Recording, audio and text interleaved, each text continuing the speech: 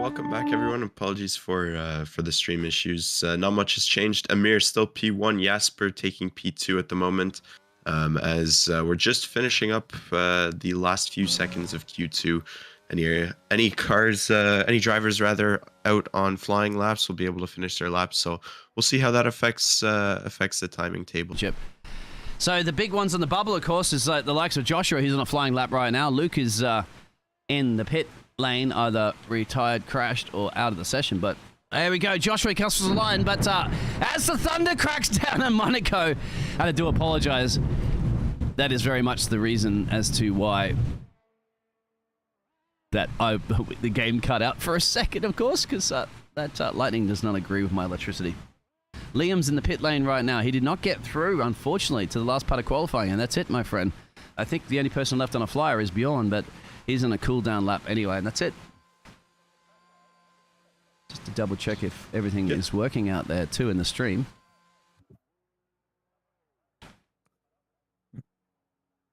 I'm quite sure if the stream is streaming or not. I believe it is, yes. I think we're good. Monaco is the new Bahrain. All right, you want to read through those results in a second for us, and then I'll try to get everything tweaked up perfectly again. Not a problem. Just waiting for the likes of Joshua Bashford to make it back to the pits, and then should round out the session, and we'll carry on to Q3. Oh no, he's on another flying lap. Okay. We might have that little bit of a timing glitch that you get sometimes, where to him he's on a flyer, but to the rest of us, the checkered flag's already been waved. Yes. All right, there we are. So that marks the end of the second round of qualifying in Monaco now. The four drivers to be... Never mind, 5 drivers, I can't count apparently, to be eliminated are Luke Franklin in the Aston Martin, Liam Markham in the Alfa Romeo, Joshua Bashford in the Alfa Romeo as well, Bjorn de Boer in the Haas, and Will Casson in the Aston Martin. The Amir leading the timetable with a 109.9, a very quick lap around Monaco, and I'm certain we'll see those times drop as well, as we do know how quickly these drivers can make it around the track. Amir's followed by Jesper ten Haken in the Mercedes, E2 in the Haas, Noah in the Ferrari, AJ in the Williams, Kieran in the AlphaTauri, Gustav in the Williams, Ryan in the Mercedes, Maximilian in the Alpine, and Peter in the Red Bull. Excellent. You got through that one. I like it. Well, no thunderstorm can keep us down here at SwiftX, that's for sure. Because when they say there's a will, there's a way. There certainly will be. And at least, apologies, we did miss a little bit of that Q2, but the important thing is the Q1, because that's your top 10 showdown. Sorry, I am absolutely soaking in wet rain right now. Oh, geez, wouldn't it be ironic if the actual race was going to be in pouring rain? Soaking wet. Soaking wet. Wow, that motion blur looks horrible when they come out of the pit lane, but they're coming out pretty quickly at the moment, mate, because I will show you the track map. Because it's going to get pretty busy around here in Monte Carlo. So you want to get your spacing and you want to get out there as quickly as possible. I don't believe we even have any game audio coming through at the moment for some weird reason, unless it is. Please let us know if the levels out there are okay or not, guys. I think they are. I think the game audio is coming through. Genie is also letting you know that the title is incorrect on the stream as well. Round 8 Monaco is correct.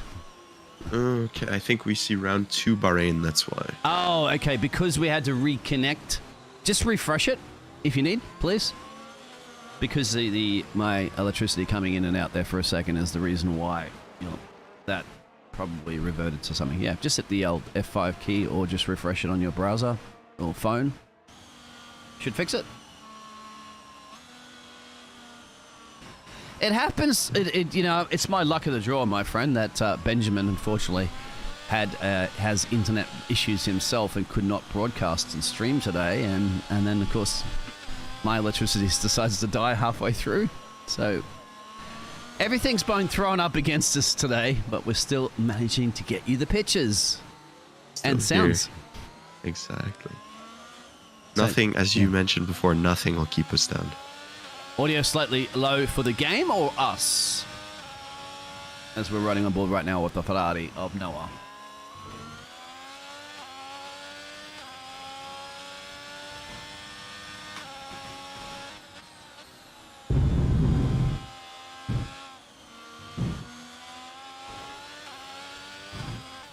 Does have a bit of traffic up the road. And you make your way down through the slowest corner. And the Formula 1 car and the Grand Hotel.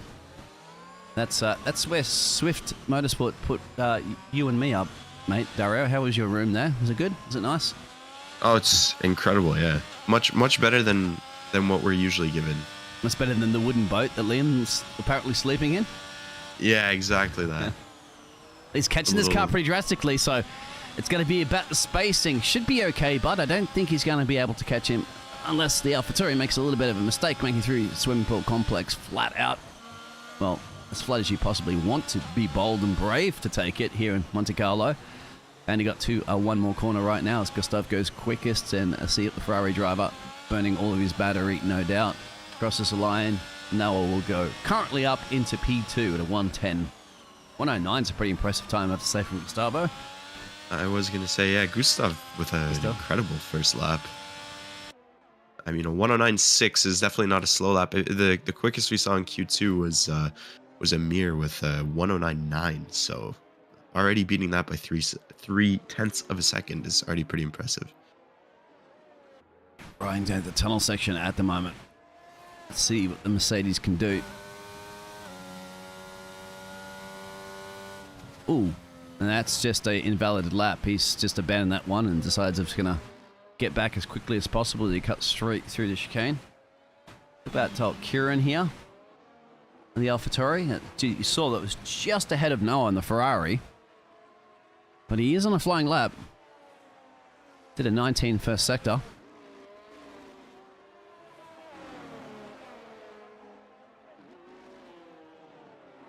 Somewhere around this track, my friend, if you do look for it, he's abandoned that lap. He's going to go back into pit road. What about maximum?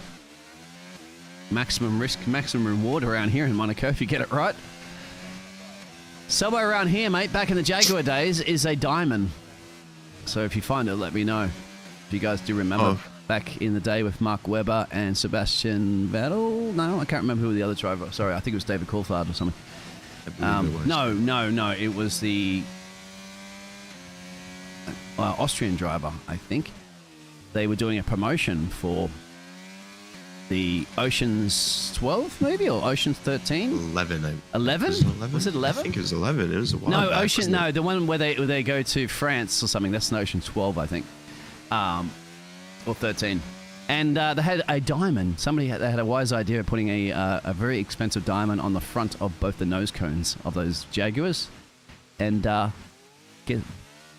somebody had lost a nose cone, as you can easily do here in Monte Carlo.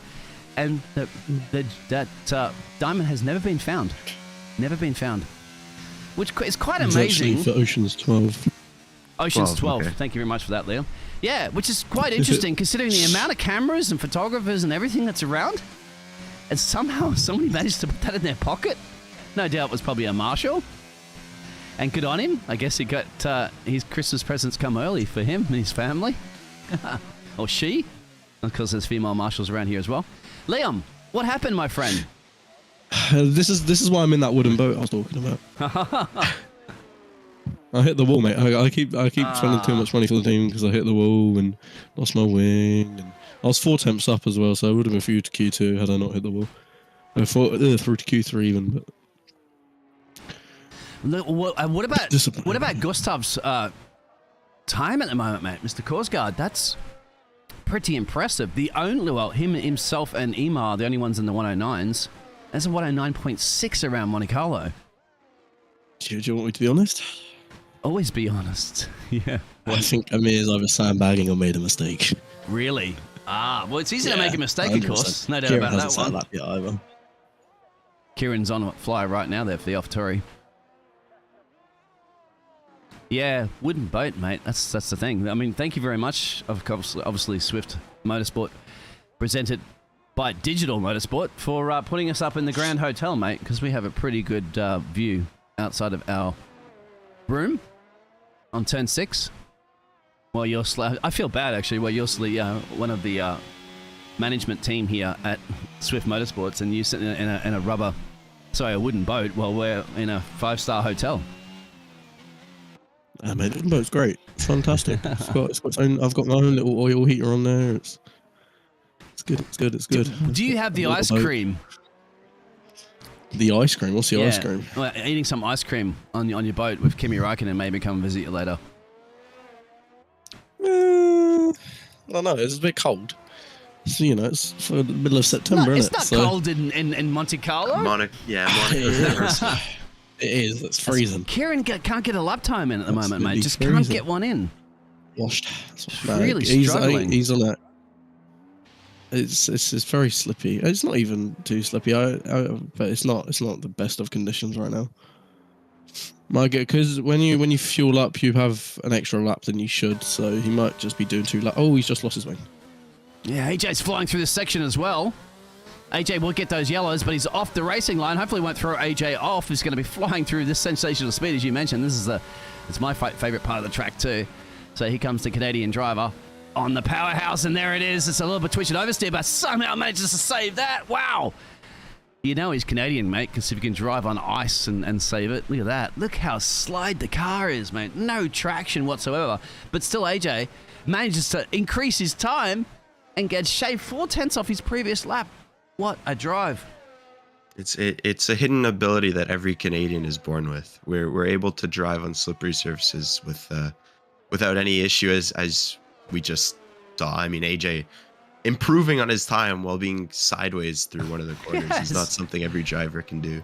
That's amazing. I hope you guys are enjoying. If you are enjoying that one out there, give us a thumbs up, please, because that was amazing. And yeah, still we have the final parts of the qualifying to go. That might very well be it for AJ, because he's going to be on an in-lap. But now a lot of these drivers are on out-laps, and here we go. So we did have Liam tell us that he believes that the Ferrari driver may very well be sandbagging. Well, the only way to prove that is to see if the Ferrari is going to cross the line first and get the all-important, critical pole position, as he does slap the wall a little bit. Done a Charles Leclerc right there, my friend. He's still on his outlap, I believe. Yes, he is on his outlap, but did he get any damage? It didn't. Anyway, Liam, how about you give us a hot guide around Monaco, seeing Euro driver on board with Alrighty. Ema. Comes up into turn 1, braking just before the 50-meter board, down into 4th. Keep it nice and close to the wall of the exit. You want to maximise as much as you can. It gets you about a 10th if you can get close to the wall. He'll go down to 5th here, cutting it nice and close, and then 4th to keep it close there. He should stay left, but he does run out a bit wide. Might have had a traction issue then. Down into 1st into that corner. That's very interesting. I don't think he meant to do that. He'll keep it first in the hairpin, nice and tight. Up into 2nd, 3rd, mounting the curb, and gets as close to the wall. He'll swing it a little bit deep here because he'll get a better exit. Oh, around is AJ. That's AJ around them, but he goes past him nonetheless. Keeping it now 7th, won't hit 8th before braking in 75 meters in turn. Keep it nice and tight. Maximize the exit here. He's up, I believe, which is absolutely fantastic. Gonna get nice and close to the wall. You really need to maximize as much as you can of this track. It's such a tight track. Oh, and he's in the wall. He's in the wall. That's not good. Yeah, he's got 10% wing damage as well. So is that going to compromise the 3rd sector here? He had an almighty 1st sector, but it might not be enough. And the Ferrari driver has not done it. Gustav is out on a flying lap, but I think Gustav at the moment can probably just sit back and relax. He's lost his front wing. And I think that's pretty much it, mate. There might only be Ryan left. The only person that can deny him is Jasper, I think, who's on an outlap right now.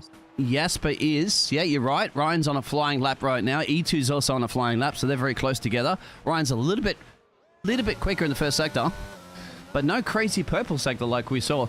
And that's the thing about Monaco, mate. They take no prisoners, isn't it? Do you think that Ema, by sandbagging, perhaps sandbagged himself a little bit too much? And I think the interesting thing is with that one. You start on the outside on the grid at Monaco. That's true. And you can, which means you can brake a little bit later, and it's an easier exit as well. So he could get past course guard going into turn 1. But Jasper then, because he's just parked it in the garage. Jasper's on a lap. He's 500ths up. Yeah, I just want to see the final lap there from Ryan. To see if he will improve at all for the Mercedes. And he's actually, he's on another flying lap. But let's definitely go to Jasper at the moment. The only person that could perhaps deny a pole position or at least a front row from anybody else.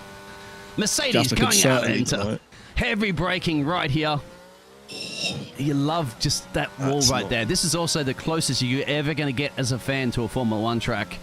You can literally reach out and touch the cars. In fact, I remember an Australian photographer actually said that he was told by one of the marshals to move a little bit back from the barricade because you can get quite dangerous. But let's have a look at the Mercedes. Can he deny Cosguard? No, but he will get the second row.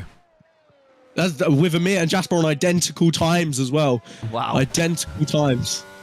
Yes, and then Jasper obviously won't get it because he did set the fastest third sector, but because he set his lap time second to Emar, that's the reason why he will get the third place rather than the second. If he did it first, then it would have been the other way around. Wow. Incredibly, though, that's the second time that's happened this season. E2's invalidated his lap, so that is definitely it. So Gustard, well, we'll get it done. Absolutely get it done. And that, my friend, is why you do backflips in a pool for Red Bull. But there's seems whenever you and I are together, Dean, we're always doing backflips into pools. It's it's great. We got it's a Williams Racing. Not I always get mixed up. My apologies. The Red Bull's actually Peter. You got to go through those up. Final 10 results, please. The blue cars are confusing as we have another blue car, P10. It's Kieran Stewart in the AlphaTauri, P9. Ryan in the Mercedes. Then it's E2 in the Haas. Behind AJ in the Williams, Peter in the Red Bull, and P6, Maximilian Klos in the Alpine, P5, Noah in the Ferrari, P4, and as you guys were mentioning, Jasper and Amir on the same time, Jasper being P3, Amir P2, and Gustav P1 in the Williams. And hopefully we'll see in a second if we can actually get the driver, of course, that managed to get the pole position. So we'll go to the interview screen here. And we are in the interview screen for a second there, so we can see if we can talk to the man that was on pole. No doubt, Mr. Gustav Korsgaard. So if we can get him, or sort of, Dario, I don't expect you to run down there and grab the driver. He's probably still getting out of his car at the moment in the Williams garage. And once again, it's good to see Williams back on pole position in Monte Carlo. That's one for you guys out in the chat. Well, what was the last year that a Williams Formula 1 car was on pole at this classic track? If you answer that question, we may very well present the rest of the race for you. Of course, the race will be coming up after a short break. Just seeing at the moment if we can somehow manage to get, obviously, the Williams driver for a quick chat about his pole time, which was amazing pole time, beating the Ferrari driver. We do have him in. If you would like to pull him, I'll pull him up at the moment in the... So, Korsgaard, welcome. Korsgaard, sorry. Yes, Korsgaard. Gustav, yes. Congratulations, my friend. A Williams on pole in Monte Carlo. How does that feel? Great, man.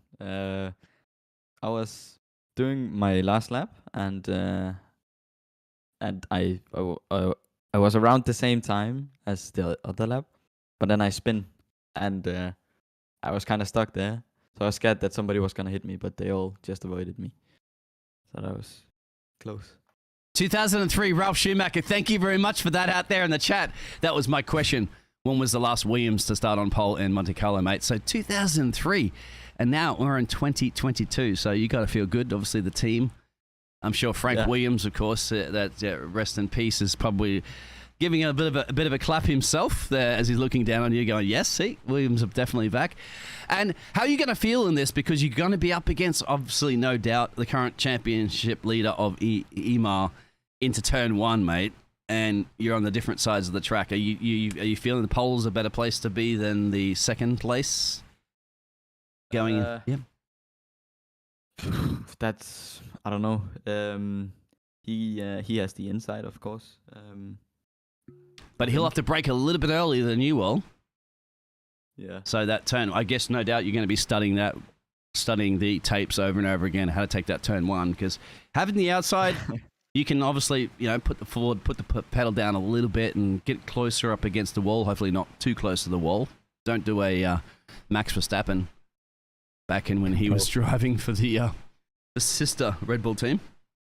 But yeah, if you can get past, do you think you can definitely hold off the fast flying Ferrari for the rest of the race?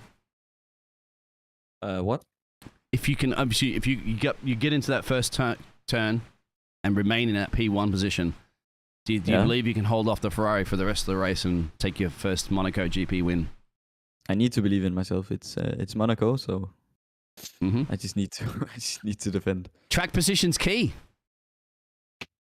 Yep. Track positions. Just go back to the Mansell Senna days. Remember when Mansell had the pace and they made a little bit of a mistake in the pit lane? That was actually back in the Williams day, of course, as well. And then, of course, Mansell could not get past Ayrton Senna. Could not. As fast as he possibly was, the better tyre, quicker car, could not get past. That's what you need to do at the moment, Gustav. But I don't think there's a doubt about your pace because you're the fastest man around Monaco. Pretty surprised about that, actually. So, Dario, any questions for Gustav before we get him ready to go down there and prepare for the race, which will be in about 30 or so minutes and change? No. I mean, just don't head over to your boat and start drinking like Kimi Räikkönen would. No, but you see, Gustav's from Denmark. That's the thing that the Finnish do, not the Danes. By the way, too, which is your boat, Gustav? So when we do pass the bay, just tell us which one of those multi-million-dollar yachts is yours. And the white one. Just look out for white ones. All right, and I would negotiate your contract terms right now with the Williams team and say, okay, well, I want that one, that bigger one. If I win the race, you buy me that. Deal? That's what I'd be saying right now to the team principal. I'm gonna say that. I'll let you go. Thank you very much, mate, and looking forward to see you in the race. Yes. So there we have it. There's our pole setter, of course, Gustav Korsgaard. So, Dario, I think it's time for us to have a little bit of a breather, and we'll get ready for the race, because I actually need to go and dry off, mate. I am soaking wet right now after I had to go fire up the generator as the thunderstorms. The earth has poured down on myself here, but and the earth has also, well, the earth has actually shined, haven't they, on a new pole setter for SwiftX Championship Series, of course, sponsored by Digital Motorsports. We'll have a little bit of a intermission, and we'll be back for the race. So please don't go anywhere, but get some hydrate, get some popcorn, get some snacks, because there's going to be a showdown here in the south of France.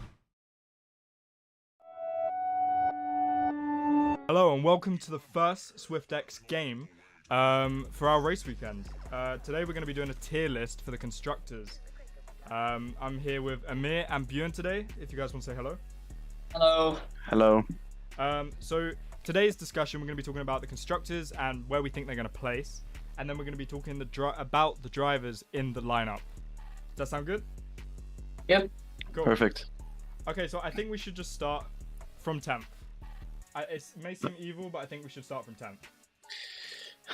Yeah. So. Can I start? Yeah, go for it. What's your I think it's gonna be Alpine. A lot of the teams look strong, and the weakest link, I think, is Alpine. You're thinking Max and Thomas won't be able to perform as well as the other guys. I think they will be able to perform. However, I think they are in the back end of the midfield. It's going to be very tight with the grid is very tight, so it's hard to tell. But I think with Max also missing the first 3 races, they're going to lose out on a lot of points. So, do you think it's purely because of those 3 races, or do you think it will be a consistency issue? I think it's going to be a consistency issue as well. It's very important that you build momentum from the start. And if you don't get that momentum from the start, as they won't, since Max is missing the first 3 races, it's going to feel a bit out of place, and it's going to be hard with motivation as well to fight for the. I can get behind that. I definitely think that because of Max missing the first 3 races, yes, they may have a reserve, but I'm not sure they'll be able to catch up that point deficit. Björn, what do you think? I completely agree with both of you, especially as you said, with Max missing the first 3 races, it's going to be very tough for Alpine. So are we all in agreement that Alpine are going to be 10th? Or there's a chance? I agree Okay, that there's a chance. cool. Okay, so maybe we skip to like middle of the grid, 5th. Switch it up a little bit. Who do you think's going to be dead in the middle? You're making it hard for us, but dead in the middle. Aston Martin is my. Yeah, Aston Martin, I was gonna say, or Williams. Same. Oh, I think Williams actually. I'm actually split between Williams and Aston Martin as well. Because obviously you've got the likes of Will Casson and Joshua Hamilton in Aston Martin. Both are very, very strong drivers with a lot of pace. But from the preseason testing, Casson seemed like he was having some trouble. Obviously, I don't know if that was just the track. And Hamilton, I personally haven't seen much of. But then same goes for Williams. I think you have Anton Larsen and Ryan Jelty. But at the same time, they have consistency issues from what I've seen from all the preseason. So I'm kind of torn. So Amir, it's down to you. So my argument that it will be Aston Martin and not Williams is Williams actually have a lot of pace, and I think Williams is gonna have better races, like their highs and lows. How can I explain this? They'll sort of even out. So their highs and their lows will even out to a middle. Exactly, and I think the highs for Williams will be higher than the highs for Aston Martin. I can see that after that explanation. What do you think, Bjorn? I think it's hard because Williams is lacking consistency, but it's very hard to gain consistency because it's not like a thing you can learn, really. That's true. I think Larsen has a high chance of consistency. I don't think he's really shown us his true potential yet. From what I've seen, Ryan has been struggling this game, just in general. So I think it's going to be maybe almost like a carry in the constructors from Larsen, unless Ryan can really pick up his game. What do you guys think? I agree with you. I think, I mean, Larsen has. I know that he has a bit of trouble with consistency actually. The past with these new cars. However, I think he doesn't. He will get the right motivation for SwiftX, and he will start to perform when it counts. Sure. I think Larsen is going to carry the Williams team as well. Ryan is known for battling races. I can see that as well. I think Larsen may be able to score some good points. I think, unfortunately, Bjorn, I think I'm going to have to agree with Amir and put Aston Martin there. I think Williams will probably, in my opinion, straight off the bat, I think they'll be 4th. What do we think about that? Because Aston Martin, I think, are we all okay with 5th? Yeah, I don't mind that bit. Really. And then, while we're on the topic of Williams, do we think they're going to be 4th or higher? Because that's pretty much the prediction that Amir has given. I think 4th. I think 4th. There's a lot of top teams, so. So we've already had some discussion about them. We think that Larsen could bring in some good points. Ryan Jelty could even bring in some amazing points too, because he does have the pace. He's just been struggling with consistency. Yep. So I think they could together balance out the lows and highs, as Amir said. Okay, let's go for someone in 7th place. Switch it up again. Oof. Go for a middle ground. Bjorn, you start. This is hard. I'm actually gonna go, which is no. I'm just gonna guess Alfa Romeo or McLaren. I would say Alfa Romeo as well. That was my thinking. I mean, that's my team, and to be honest, when thinking about the season, whenever I've spoken to anyone, I think roughly, in terms of both mine and Liam's pace, we have the pace to get into the top 10 and maybe score some good points. I think potentially we both have some chances at podiums at some tracks, but at the same time, I think we're looking around 6th or 7th in the constructors. I think that's, for me, that's my goal.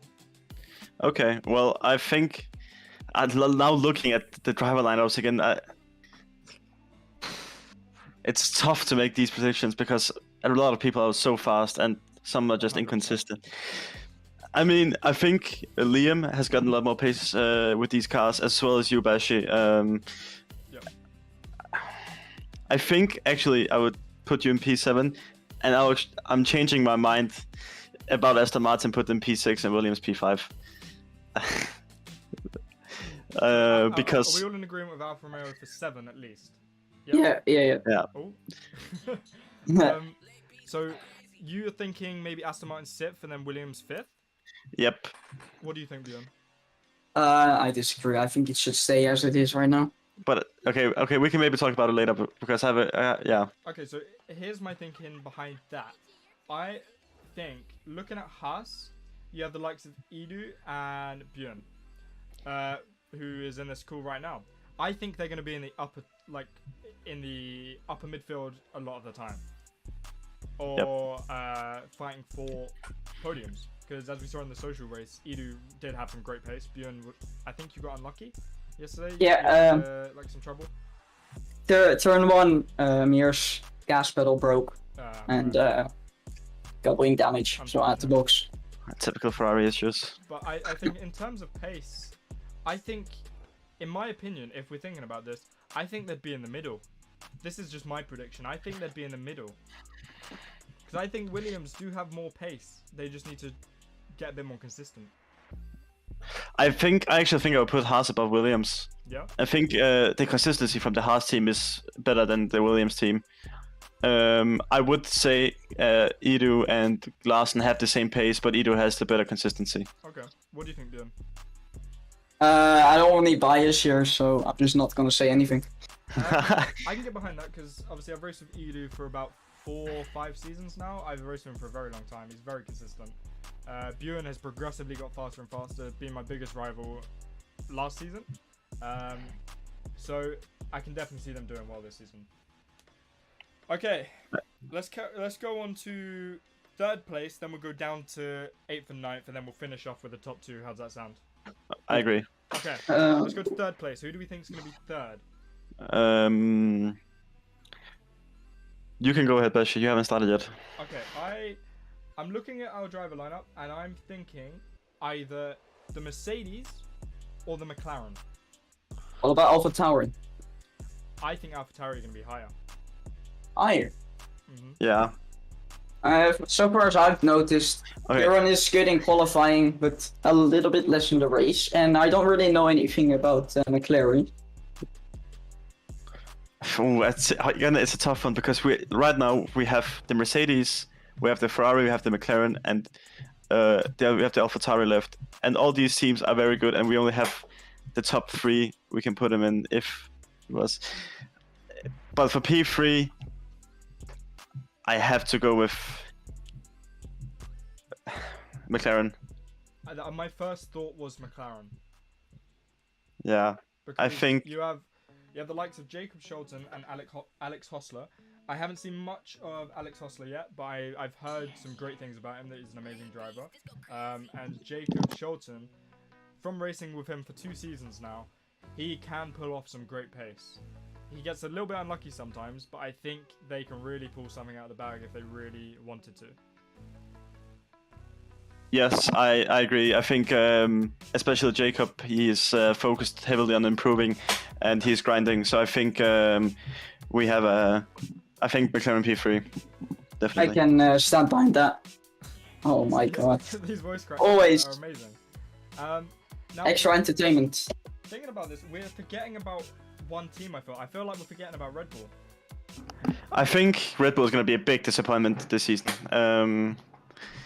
I don't know. I just don't think their consistency is good enough. I would even go ahead and say they're going to be P8 in the constructors. What do you think, Bjorn?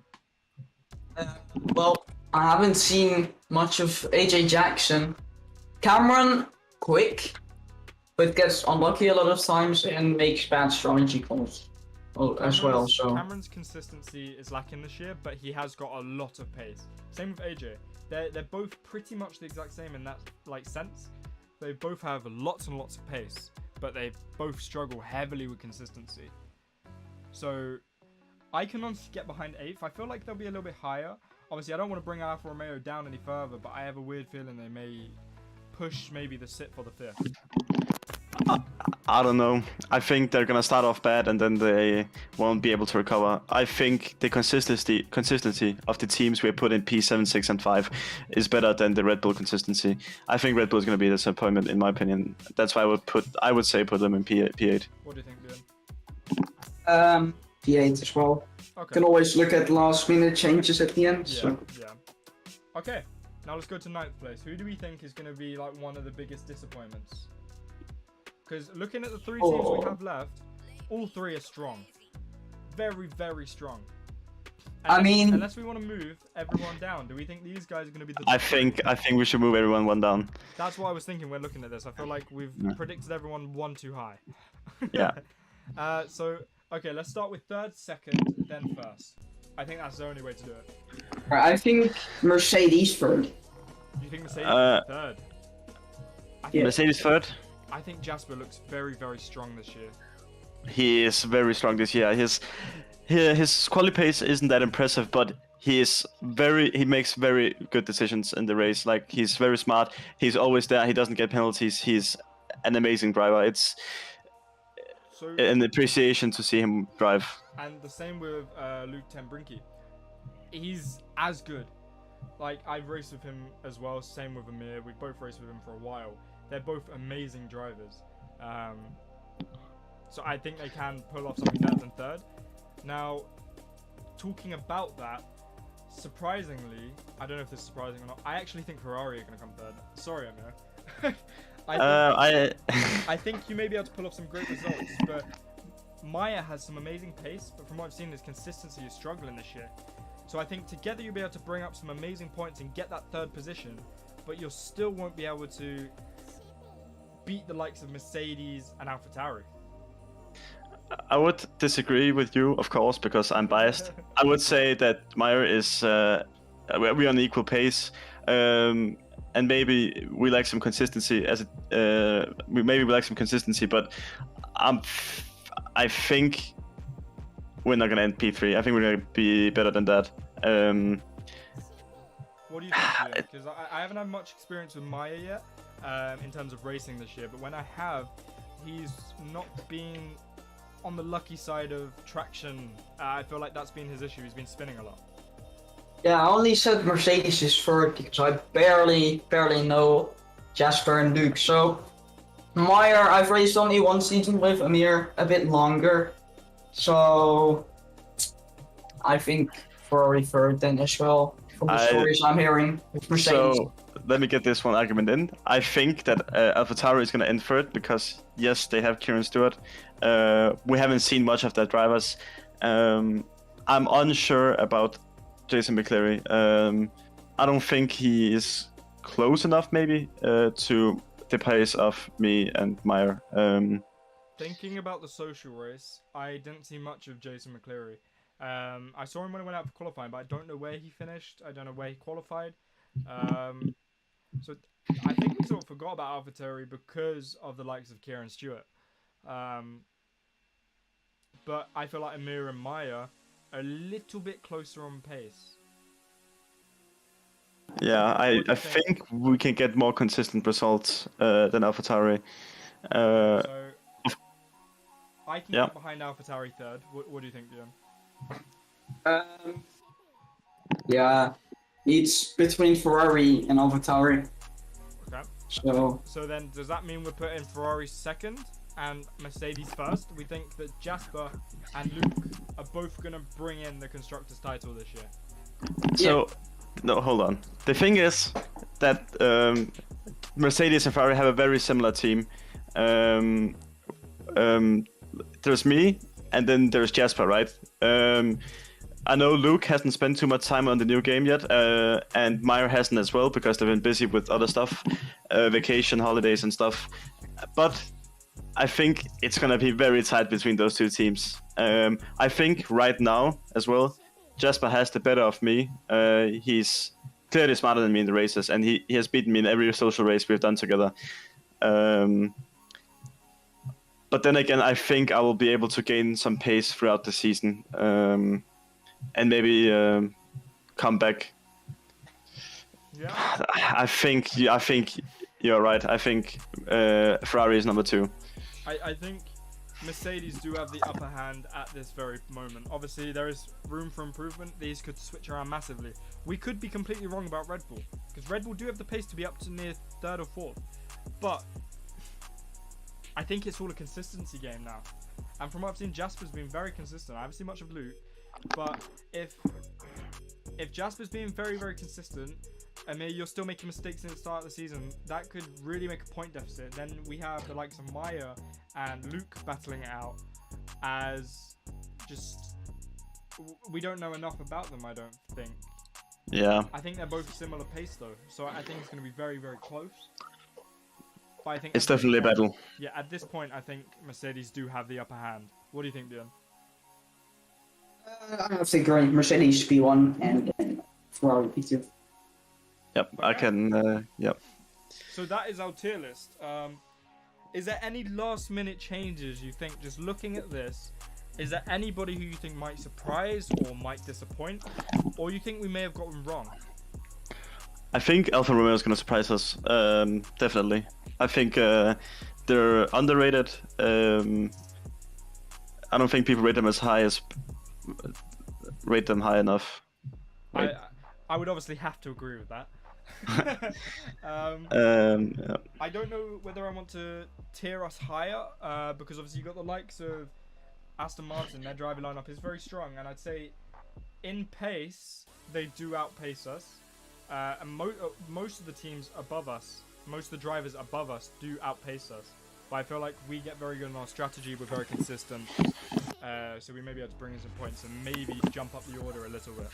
The thing is, like, my argument for you guys, for the Alfa Romeo team to be better than expected, is because if in this driver lineup has previously surprised, because they don't really care about winning. They always care about, you know, maximizing each other. They enable each other. They use team games.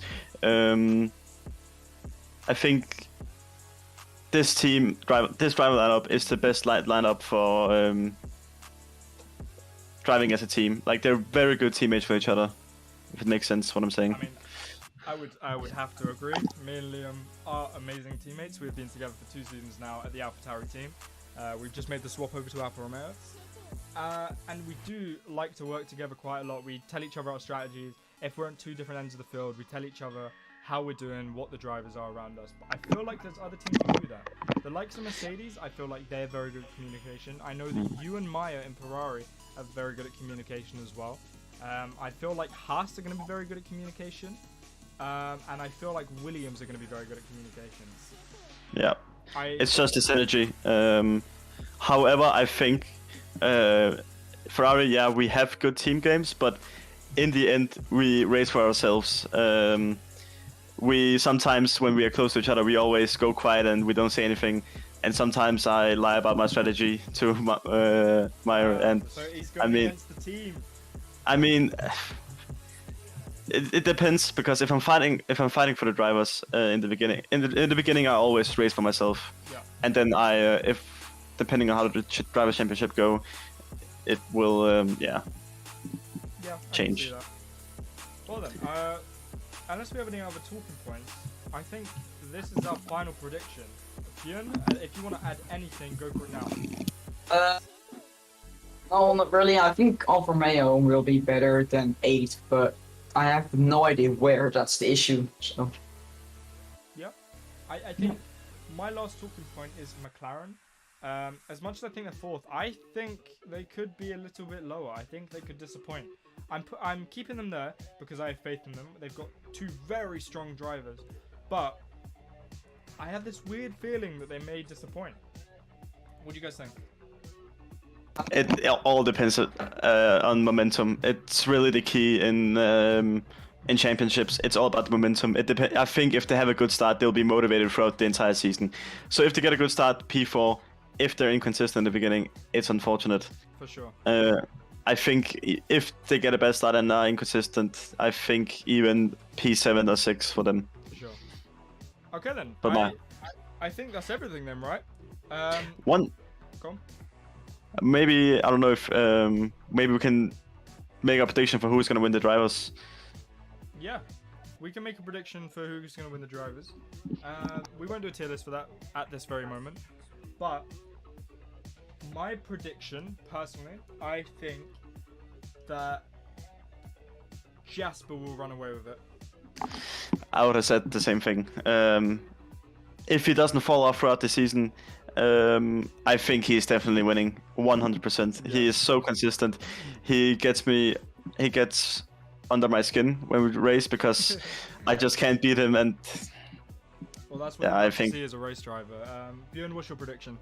I just want to change it up a bit. Change it up a little bit. So I'm going for Kieran Stewart. That's also a very, very strong pick. Yeah. I haven't seen much of him. I know he has lots of pace and he seems very, very consistent.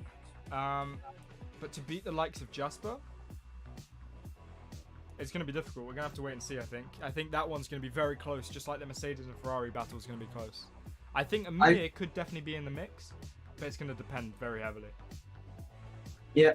I think we'll get a way better view after round 1.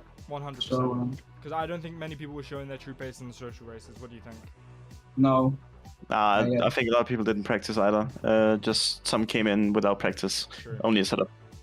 Well then, I think that's it then, guys. We got a long 20 weeks ahead of us overall. We have 4 weeks on, 1 week off, 3 times. Then we have the last 5 rounds on our hands. So, let's get this started with Australia.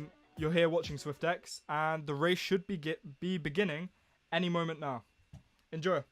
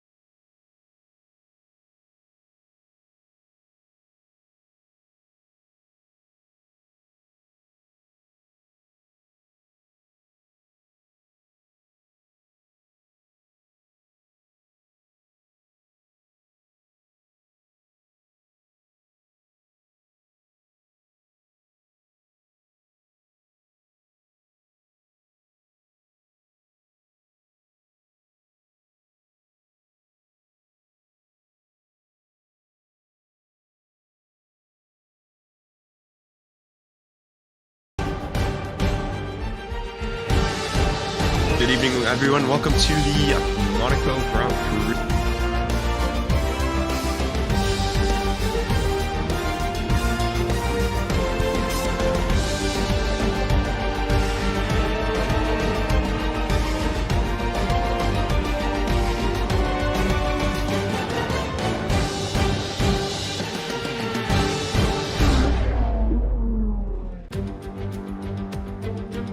Welcome everyone to the F1 SwiftX Digital Motorsports Monaco Grand Prix.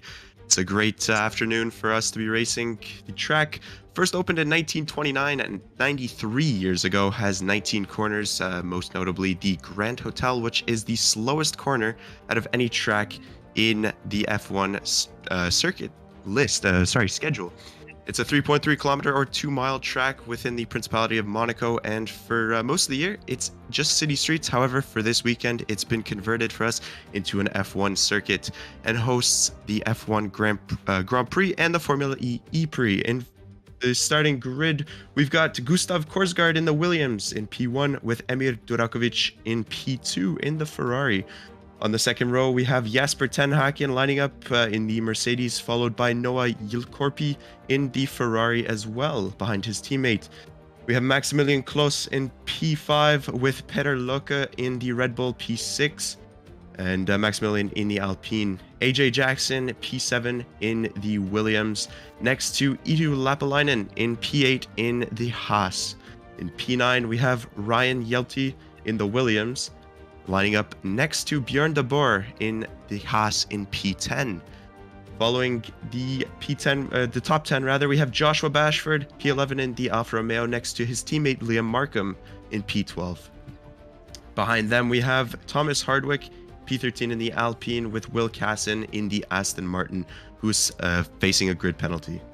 Kieran Stewart, who, as far as I understand, will not be racing today in protest, in P15, as well as Luke Franklin in P16 in the Aston Martin. And that is the starting grid for today. I am joined by Dean Biggles next to me in the commentary box. Yeah, thank you very much. Welcome back, of course. We're about to get underway for our formation lap, as you want to be doing around the streets of Monte Carlo. Welcome along, everybody. Thank you very much for sticking around. Of course, protests are there, we heard before.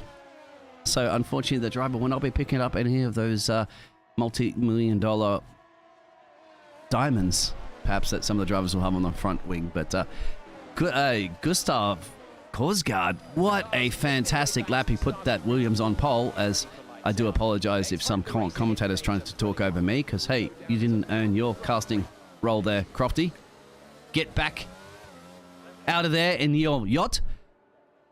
And of course, we do have a special guest of aka Ted, aka Lenny. They'll be supporting everything down the pit road for us, Lenny. So, mate, you will be get busy down there in Monte Carlo. So, say hello. And and Lenny as well, mate. Well, why not? You joining us? How about you call this race start in a second? Hello, everyone, and yes, in Monaco, a great track to be in here today. 82 drivers have been on the podium in the history of Monaco, dating all the way back to 1950. We'll see the new ones on the podium for SwiftX as the lights are going on. 4 lights, 5 lights in the streets of Monte Carlo. No heroics into Zandvoort, and it's lights out. And off we go. It's a great start from Emir Durakovic. He's trying to go around the outside of Gustav, but Gustav on those soft tyres, making it round very nicely, holding it up in P1 behind him. Maximilian Kloss and Peter Locke coming up, and E2 making up some places. Round we go, and down the hill, bumpy streets here. It is a road, so not very smooth for these F1 cars. Now down into the very famous hairpin, slowest corner on the track, 48 kilometers per hour. You'll be going down roughly 30 miles an hour, crawling through those corners there. But it's Gustav out ahead of Emir, 1.2 seconds on those soft tires, while people behind him are following on mediums and hard. So an aggressive tire compound for Gustav there, trying to just pull that gap. He knows it's hard to overtake here, so he's just trying to pull that gap and then maybe go for a little bit of a strategic masterclass here, hopefully today. But down on the pit road, it doesn't look like anyone has any damage here. Looks like everyone's got through nice and cleanly, so no pit crews out here just yet. So don't think we're going to be seeing any wing changes here. Actually, I am wrong. Noah Ilikorpi, he has got wing damage there. You just seen him flying off. He pulls into the pits, and that is a very, very sad start for the second Ferrari driver there. He'll be followed into the pits by Luke Franklin in the Aston Martin as well, who unfortunately also took some wing damage. Excuse me, on the first lap as well. Peter Luca making up 2 places, as well as Edu Lappalainen making up 2 places. And Liam Markham also making up 2 places. Obviously, Noah having hit a wall, losing his end plate there. And there's a run on the inside there from the Haas. Oh, that's going to be... Yeah, there's no space around here, about 10 meters wide on this track, if you're lucky. It's almost like going through the castle section in Baku. Hey, you got to try everything. What do you reckon? Coming out of the tunnel, slam those brakes down. He's going to have to get on the power, drain that battery on his way down into turn 10 there, try and make a little bit of a dive bomb. Max Verstappen-esque, as he tried on Lewis Hamilton a couple of years ago. Not working out for Max there, and not working out for Edu, just staying behind. In this year's game, surprisingly, it's actually harder to follow people than last year's game, contrary to what you would think in real life. So overtaking might be even rarer around here than you see. Edu, on the back of the house, he just saw that. He's trying to get the breakdown. Of course, the slowest corner. There's also into the pit lane goes Peter. I'm not sure if AJ got any damage. He did actually. He got a little bit of slight damage. So one Williams is in the lead of the race. The other Williams may be a little bit limped, but hey, you could probably get a little bit of damage on your front wing around here and still live to see another day, because a pit stop, well, that's going to cost you 23 seconds at best. E2 up the road. Soft tyres down in the pit road for Peter Lockout in P13. He's going to be trying to get into some clean air, trying to perform maybe an undercut, but he's coming out very close behind Noah. Looks like Noah's just got the job done on him. Noah on medium tyres, so he's going to be trying to go a little bit longer than Peter Lockett. Peter Lockett on the soft tyres, they're going to degrade very, very quickly around the streets of Monte Carlo, twisting and turning.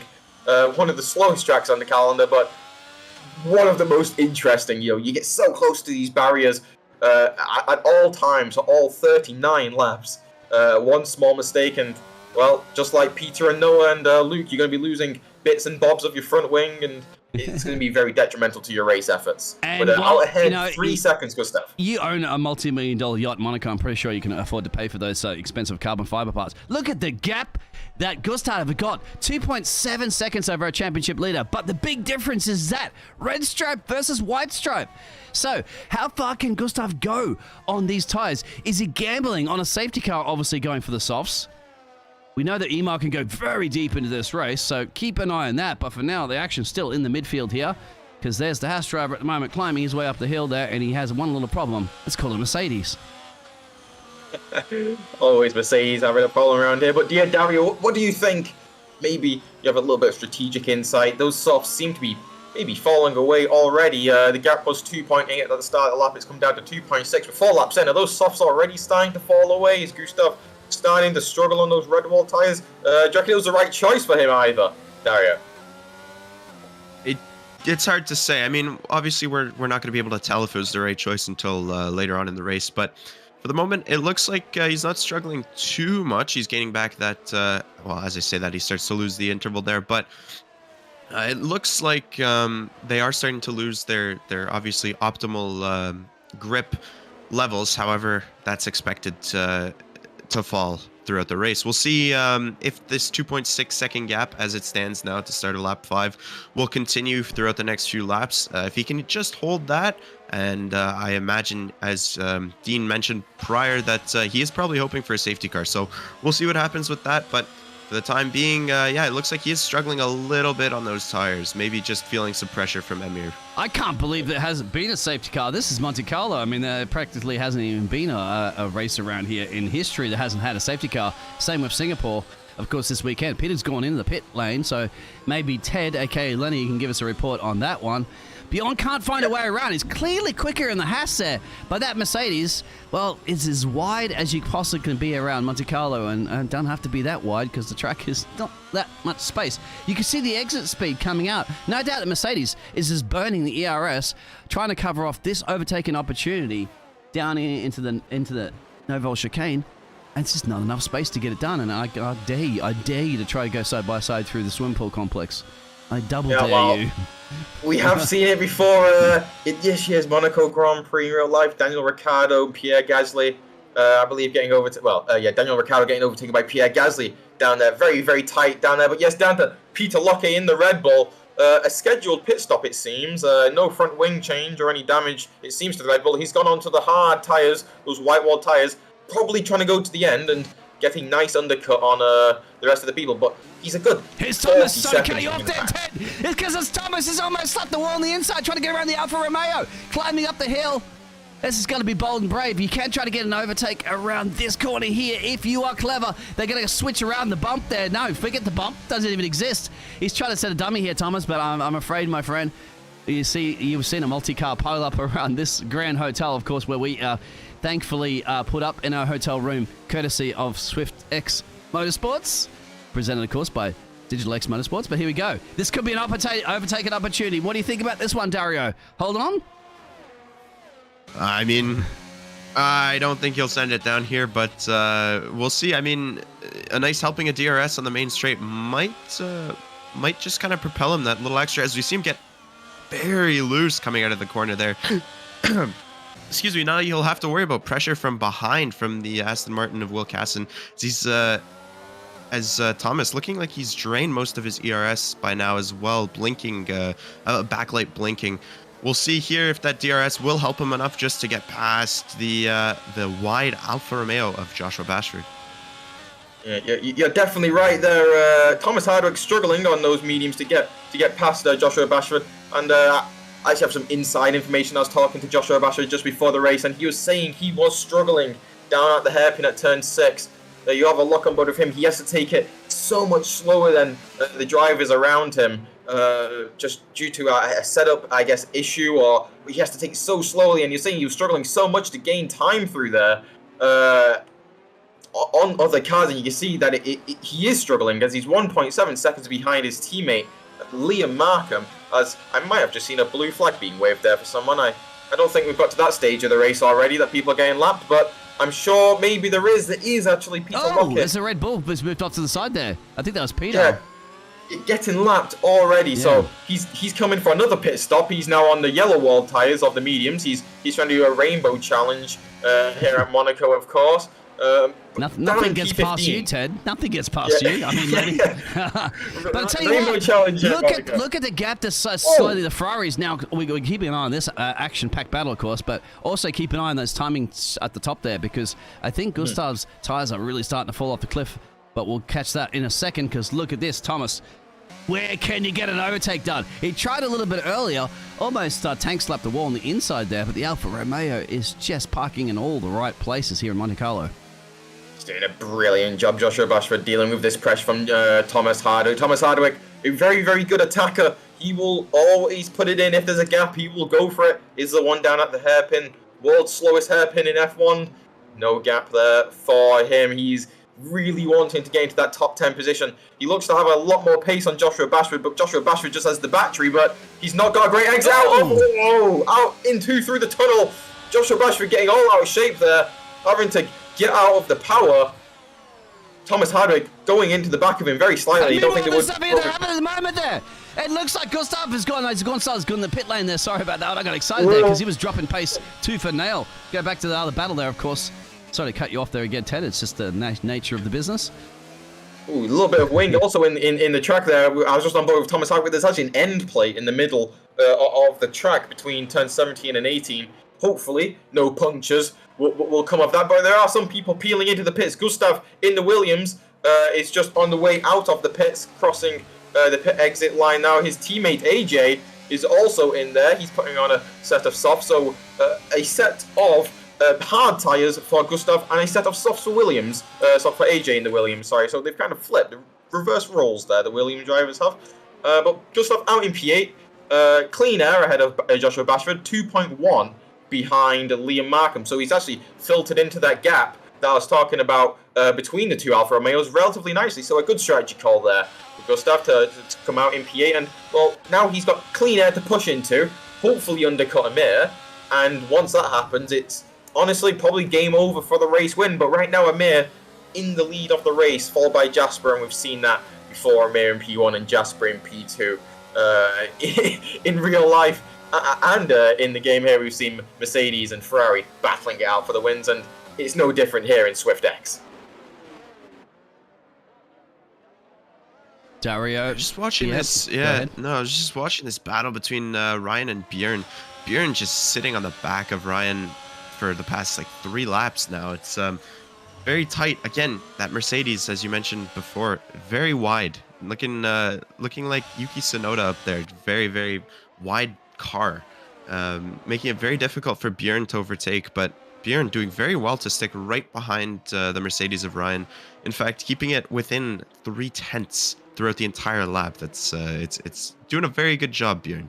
Also pulling away from the Alfa Romeo behind of Liam Markham, who's slowly but surely catching up, but was pulling away before. So lots of very tight battles going on right now throughout the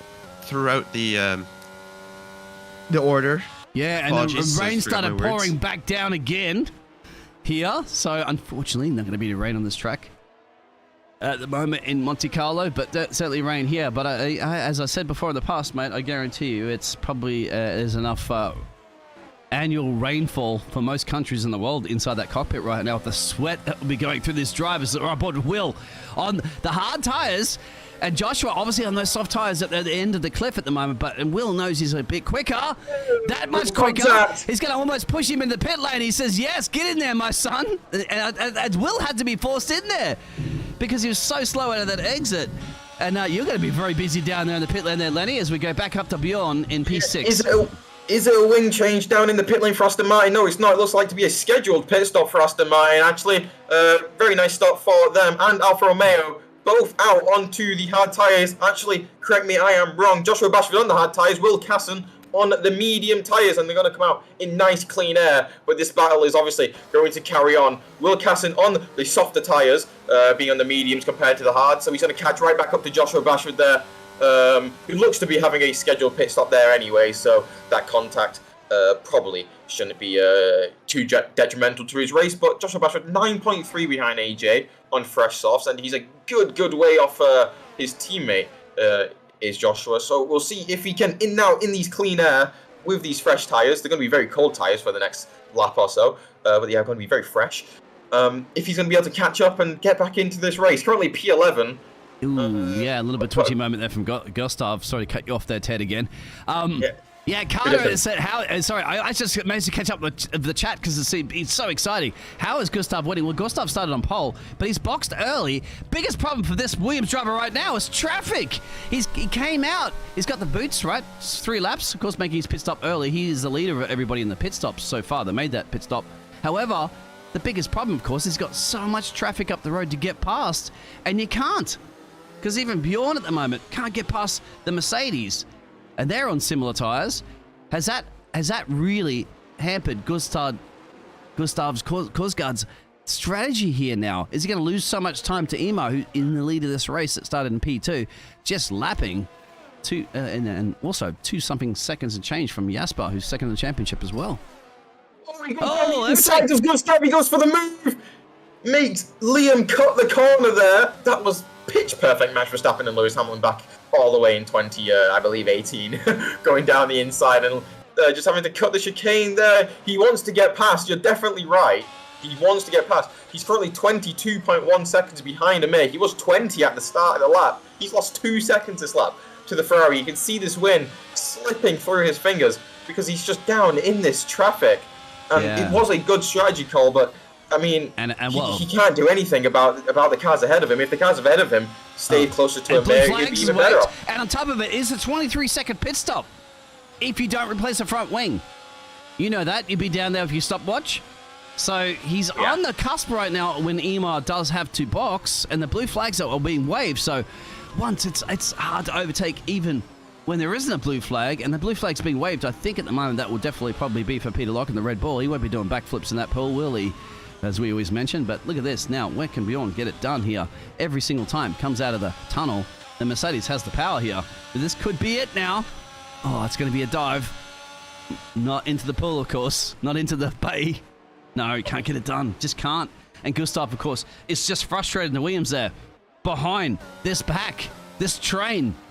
here in Monte Carlo, with nothing he can do at the moment about it, and just probably sticking to his delta. His team engineers on there saying his gap to the leader of EMA is what he's probably thinking about when they make those pit stops. Definitely. So he wanted to come out and clean out and flag. Oh, big rear end snap there. He had the exit on Liam. He kind of swung it out to the left, cut it back in. He had the momentum to carry on Liam there, but just a bit too hot on the loud pedal and a little bit of rear end coming out for Gustav there. You can see the frustration in just the way that he's driving the car. He's pushing and pushing and pushing, but he's getting no reward for it at the moment. Maybe if the likes of Björn and Ryan start fighting and Liam gets caught out, he might be able to slip on through, but at the moment it's a Mercedes train, and the leader of this train is Range LT. At the moment in that Mercedes, just backing everyone up. It's a very, very big gap. You have Amir and Jasper, and then a big gap to Max, and then a slightly smaller gap to Ryan and E2, and then it's just nose to tail all the way back. Dario, when's the last time you heard a Mercedes train in Formula 1? I mean, I don't know. I mean, 2 years ago that would have been unheard of, but who knows? We'll see what happens. Just focusing back on Gustav now, he's managing to keep well behind Liam Markham there in the Alfa Romeo, but it's gonna get to a point shortly where he's gonna have to prioritize keeping his tires at a decent point or pushing. He's got to find that balancing point there, and I mean, we'll see. But obviously, if he pushes hard now, he's not going to feel too much as he has the hards on at the moment. He's not going to feel too much now, but later on in the race, it's going to become even more difficult to try and keep. And look at Bjorn there. God, there's another contact there. Maybe a bit of net code. Just can't get past. The blue flags are still waving out there. Well, flying. And exactly, I mean, down that pit lane, I'm sure you were aware there, Letty, that there is a lot of end plate damage on a lot of these front wings, but they're minimal for now. And so, yeah, well, we kind of expected here in Monte Carlo, it's a matter of basically just nursing this baby home with the front wing end plate damage. And a lot of the drivers currently that I'm seeing on my screen, you don't visually see it, but they've got about 6 to 10% end plate damage. So visually they're still there, but they're suffering a little bit of downforce. Yeah, downforce is quite crucial around here in Monte Carlo. You can see it's all turns. The only straight is, well, not really existent. So downforce is very, very important around Monte Carlo. I was just looking, Peter Locke has got 2 5-second penalties for ignoring blue flags. He was ahead of Thomas Hardwick and behind Gustav. He looked to be keeping Thomas Hardwick at arm's length, though, but the game just wasn't having it. Really wanted him to let Thomas by. Peter Locke was not having it, not wanting to let him by, even though he was blue flagged. He was keeping the gap up, but 2 5-second penalties, and, well, he's pulled into the pits now, and he's put it in the garage. Speaking of pit stop zone, put it in the garage, E2 came in a lap or two ago from P7. He had a broken front wing. He lost his end plate. Came in, changed that. He's out on the hards, definitely going to the end now. 9 seconds to Maximilian Close, who's another 13 off that DRS train. So E2, after the next round of stops, could really be getting all the way up into P4 with the undercut. So keep an eye on E2 because he's gaining. He's gained 7/10 since I started that sentence. How is that gap managed between the Ferrari, of course, and Gustav, who started on pole? Gustav's still tucked up behind Liam. Oh, is that Liam's really trying to get Pouncy behind there, but the problem is, what can he do? He got the Haas as wide as possible, and on top of that, you got Ryan that's up in a P3 at the moment. It's just holding everybody back out here. Frustrating Gustav, no doubt, but what is the gap from Gustav now to Emar? Definitely, like you said, frustrating. Right now, the gap's 26 seconds from Gustav to Emir. So if Emir goes for a pit now, he's well clear of Gustav by about 3 seconds. If all goes well, it's going to be a double overtake. There's contact there. He's going to have to back off a little bit. He's going to drop a couple places out after all that work there that the Haas driver's done. And that's it. So they're through, and that's probably a bit of a smile on the face there, of course, to Gustav, because now he only has one little issue. That's Liam up the road, who's on older tyres, of course, 16 laps with a penalty. Gustav knows at the moment he has to chase time tooth and nail here. He does not want to let the Ferrari driver, who's leading the championship, get more and more points there. Jasper's in the pit lane right now. Oh, that was that move from Liam. Oh, he's hit the wall, Gustav. He has, but we'll look at Jasper. He's come out into the box now. I can't exactly tell what tyre he's on. He's on a pair of hard tyres. Where is he going to come out? Is he going to come out ahead of all that traffic? Maybe he's had Ryan, his teammate, backing him all up, but he's got shit with those cold tyres. And he has come out just ahead of his teammate. And that is very good timing for Mercedes. As Jasper, he's pitted, come out, not lost any time, well, not lost any position, sorry, and now he's got his teammate to back everyone up again. But yeah, that move from Liam, savage down the inside at Björn. Nice load of contact there, forced Björn to get out of it. Not sure if that gave Björn damage. I'm sure we'll see if he gets sent to the stewards if he got any damage from that. But a savage move down the inside from Liam, and Gustav was just there, like I said. Gustav was just hoping that everyone starts fighting and he kind of slips through the cracks, and, well, he did perfect there, and away he goes. The gap now 27.6 seconds to Amir. Amir. In the pit lane, so keep an eye on that one for a set, Ted. I want to see what time he can come out, because Gustav and Liam are the ones that battle. Liam still has to box, but he's probably holding off. He's holding off Gustav. And Gustav has front wing damage as well, and it's quite heavy. It's about 16%. Email's in the pit lane. Where's Email going to come out? Right now. It's slow. He has a bit of traffic up the road. Where's Gustav? There he is around the final corner. Coming down the main road now, here comes Jasper Amir with the banana crew of Ferrari. He's going to be very close on exit here. Who's going to have the better traction? Jasper has warm tyres. He goes up. He's alongside Amir, and he goes ahead of Amir Yudokovic. Up into P1 goes Jasper. That front wing damage from Amir has cost him the lead of the race as it stands. But Amir on the medium tyres, maybe trying to stretch him to the end. Cold medium tyres. That's probably why Jasper managed to out-traction him. But yeah, Amir had wing damage. He had to replace his front wing while Jasper didn't. And that extra 5 seconds that Amir spent in that box, getting rid of the old front wing, putting on a new one, has cost him dearly here. And it's probably cost him the win of the Monaco Grand Prix. One of the most prestigious race wins, I'd say, in F1, if not the most prestigious race win. If there was anywhere that you had to win an F1 Grand Prix, I think it would be Monaco for me. It's the crown jewels, isn't it? So, Dario, how has that strategy worked out there brilliantly for the Mercedes team? Well, incredibly. I mean, Jasper has no issues now. I mean, his hard tires are definitely going to make it to the end. The only issue is he's got Amir right behind him, sniffing the back of his car. Amir also on medium tires as well, so he's obviously going to have some better traction. But at the same time, Amir's going to have to worry about conservation of tires, whereas Jasper not as much on those hard tires. I don't want to forget about Gustav here. We've gone from talking about him winning the race to possibly a podium here, haven't we? Like, it's really, he's kind of a casualty of an unfortunate traffic jam. Liam Markham and Ryan Yelty in front of him, both blocking him. Again, unfortunate for Gustav. And the problem is that somehow along the line, Williams have switched to a Ferrari strategy. But speaking of Ferraris, here's Ema. Oh, blinky for that Mercedes. Yes. You see that rear light blinking. You can see it flashing red now. It means he's harvesting. Means he's slow. He's below 10% battery.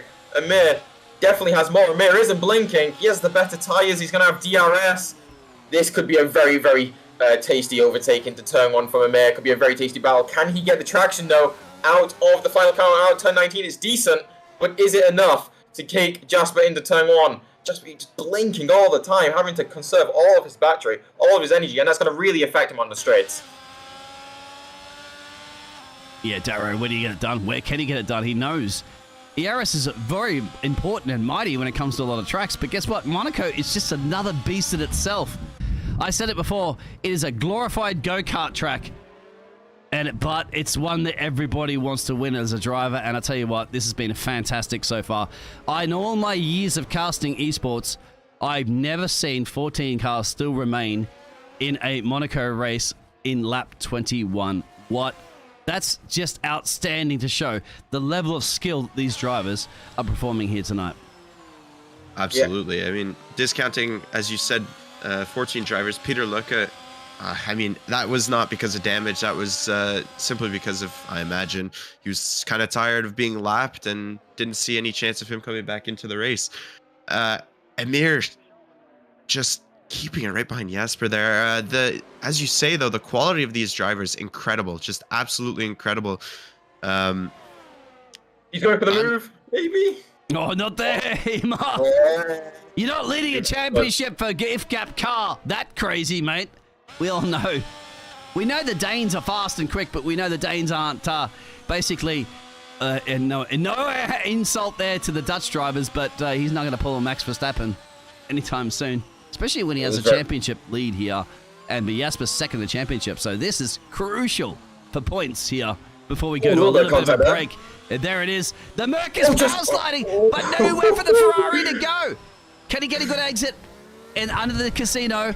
Well, I'll tell you what, you don't need to be up in the casino to gamble right now. You got to be either in a Ferrari or a Mercedes. Flip a coin. It's going to be an amazing fight towards the end, though. I think Amir has to get the job done sooner rather than later. Those tires are going to just, well, the hards are going to get faster and faster, and the mediums are going to get slower and slower. That grip is going to start falling away. So Amir needs to get the move done very soon, and he activated his overtake button last time, so that's why I thought he might have gone for the move to get right up the rear end of Jasper, a little bit squiggly out of there, but not to mention further back, Luke Franklin's actually made up positions on Joshua Bashford and the teammate Noah Ilikopri down in P13. So and Luke Liam's Franklin, boxing. oof. You better get down there to cover that pit stop up there for the Alfa Romeo. Here we go, another chance for the Ferrari. The pit lane outside the Ferrari pit box. Now I'm down here in the Sauber pit box, and the Liam into the box. Nice pit stop there for the Sauber team.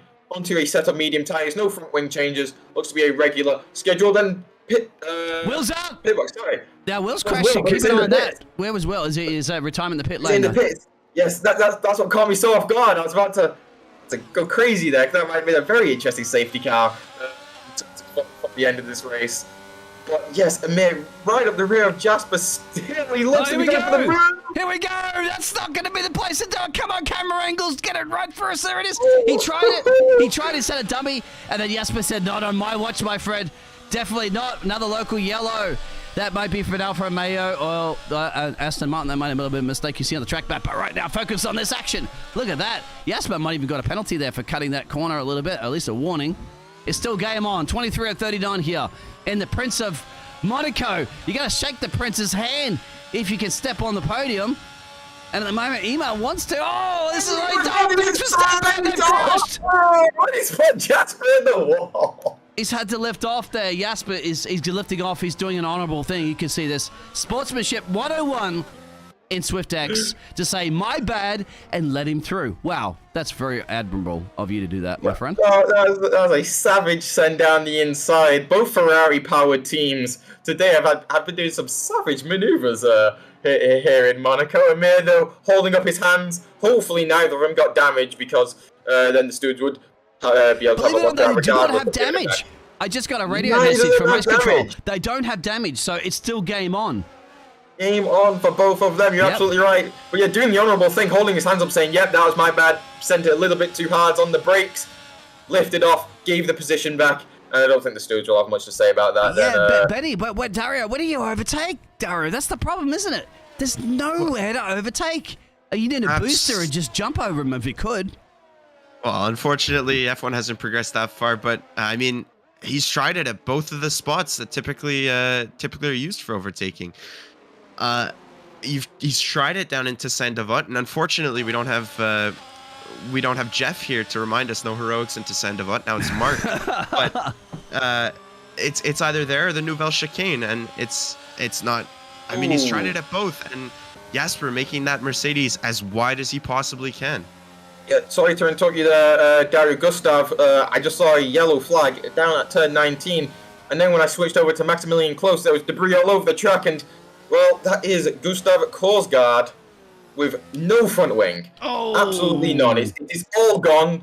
It's spread all over the exit of turn 9, and well, that was his P3. That's his P3 down the drain. He pits now. He drops all the way down the field, down to, I'd say, P11, behind Luke Franklin. Well, he has time at the moment, Lenny, so I'm sure the Williams team at the moment, because there's very small pit garages here, and Ema's making a run again! Oh, it didn't quite get it through again, the Noble chicane. But yes, the Williams team, no doubt, are running to the back of the extra back garage to pick up another front wing to replace that for Gustav. Still in the race spot, of course, getting crucial places, but maybe that podium is done and dusted for the Williams driver now. Yeah, unfortunate for him. All he had to do was keep it clean. He had a nice 4-5 second gap to Maximilian Close, but Maximilian Close right up the inside of him now. Emar Twelly Welly coming out of the corner there. Is he just trying too hard now? Frustrations creeping in for the Ferrari driver? Well, I mean, at this point, I would say, yeah, Dario, go ahead, sorry.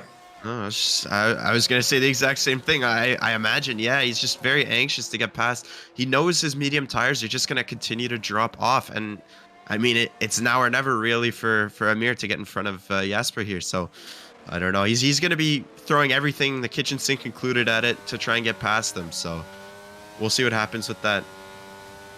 Well, you got to throw the Liam wooden boat, perhaps, at it as well, too. AJ's tucked up there behind Ryan. Can't get anything done. Further up the field, you have Thomas. Hardwick has have a hard way getting around E2 in the Haas driver. And once again, still the battle. I'm just giving you a close idea of the other battles that are on track because we have multiple, as you can see. But once again, it's just where can you overtake?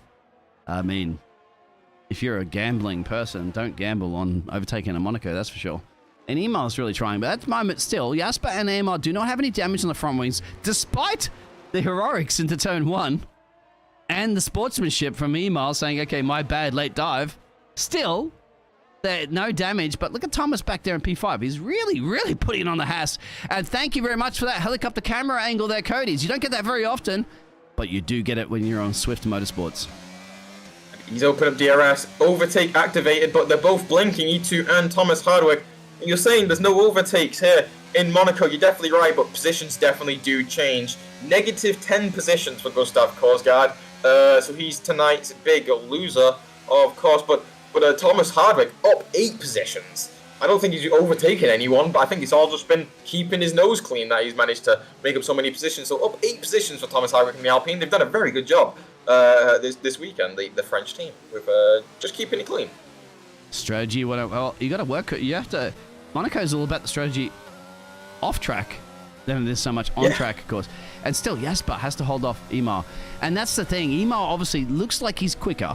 However, it's one thing to be quick, it's another thing to overtake in Monte Carlo, as we know. This reminds me back in the old days, in the old period, of course, of turbocharged cars, back in the 80s and 90s, when you had the classic Senna versus Mansell. In this case around, Jasper's Ayrton Senna, and Emar is Nigel Mansell. But Emar, not in a Williams, but in a Ferrari, can't get past the Mercedes. This is the world's widest Mercedes, ladies and gentlemen, all you out in the chat there today, covering the entire track there, and it shows how good both of these drivers are, not cracking under the pressure. Obviously, we see some frustration creeping in him. Emir sees half a chance, and he will go for it, like any driver would do here at Monaco. You smell a whiff of opportunity, and you have to take it. But yeah, just both of these drivers just driving at such a high level compared to the rest of the field. But I mean, I wouldn't want to discount the rest of the field. Maximilian Kloss has done an amazing job as well today to be up in P3. You don't see him on the podium many times, Max, but he's done a great job. And to get a podium in Monaco, I'm sure he will be very proud of himself as long as he does the next 11 laps relatively cleanly. Oh, Joshua Bashford and Noah Ilikopi side by side up the hill towards turn 3. Noah Ilikopi round the outside. Joshua Bashford's not having it round the outside again of him. Noah Ilikopi getting out of shape. And Joshua Bashford has crashed. That's going to cause a safety car, will it? Is that going to be a safety car? Yellow flag sector 1 and 2. The leaders are approaching thick and fast.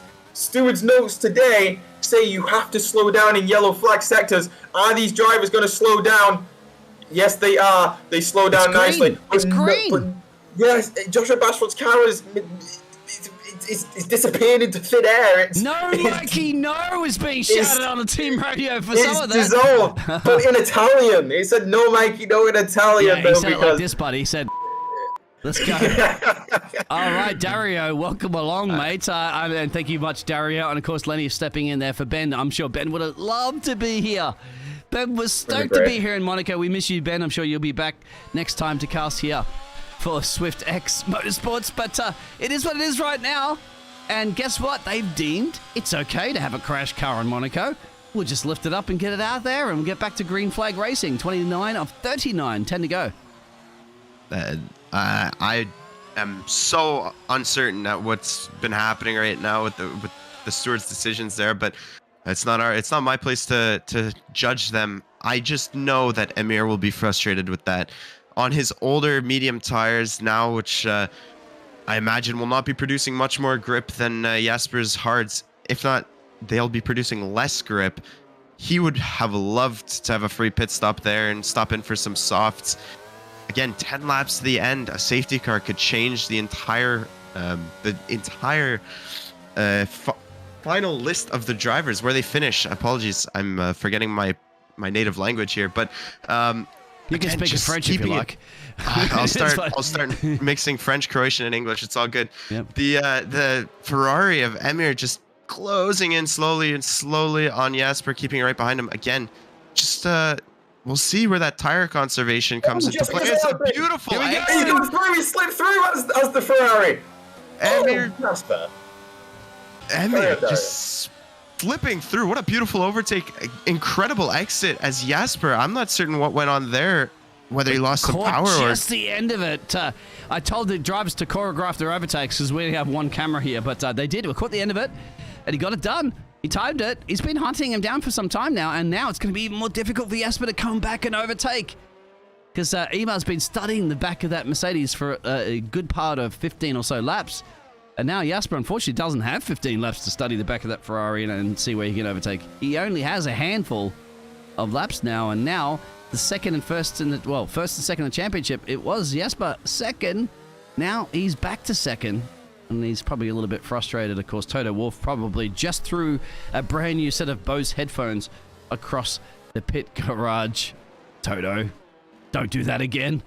You're down there, aren't you, Lenny? You probably, Lenny, pick up those Bose headphones and let's recycle them. But AJ now. Oh, who is a little bit slippy? That's Bjorn. Yeah. Oh, that's right out. So let's have a look at the crash scene here. What's happened here? Here it is. So he's just going straight on. Is that going to be a safety car? There it is. Is there a safety car? It doesn't look like there's going to be a safety car. No safety. It's perfectly safe to do this. And just pick it up and chuck it off track. No safety car at the moment, and that's the second driver that we've had crash. The marshals are efficient here in Monaco, mate. They're the best in the world. They lift those cars up in a millisecond. That's how quick they are.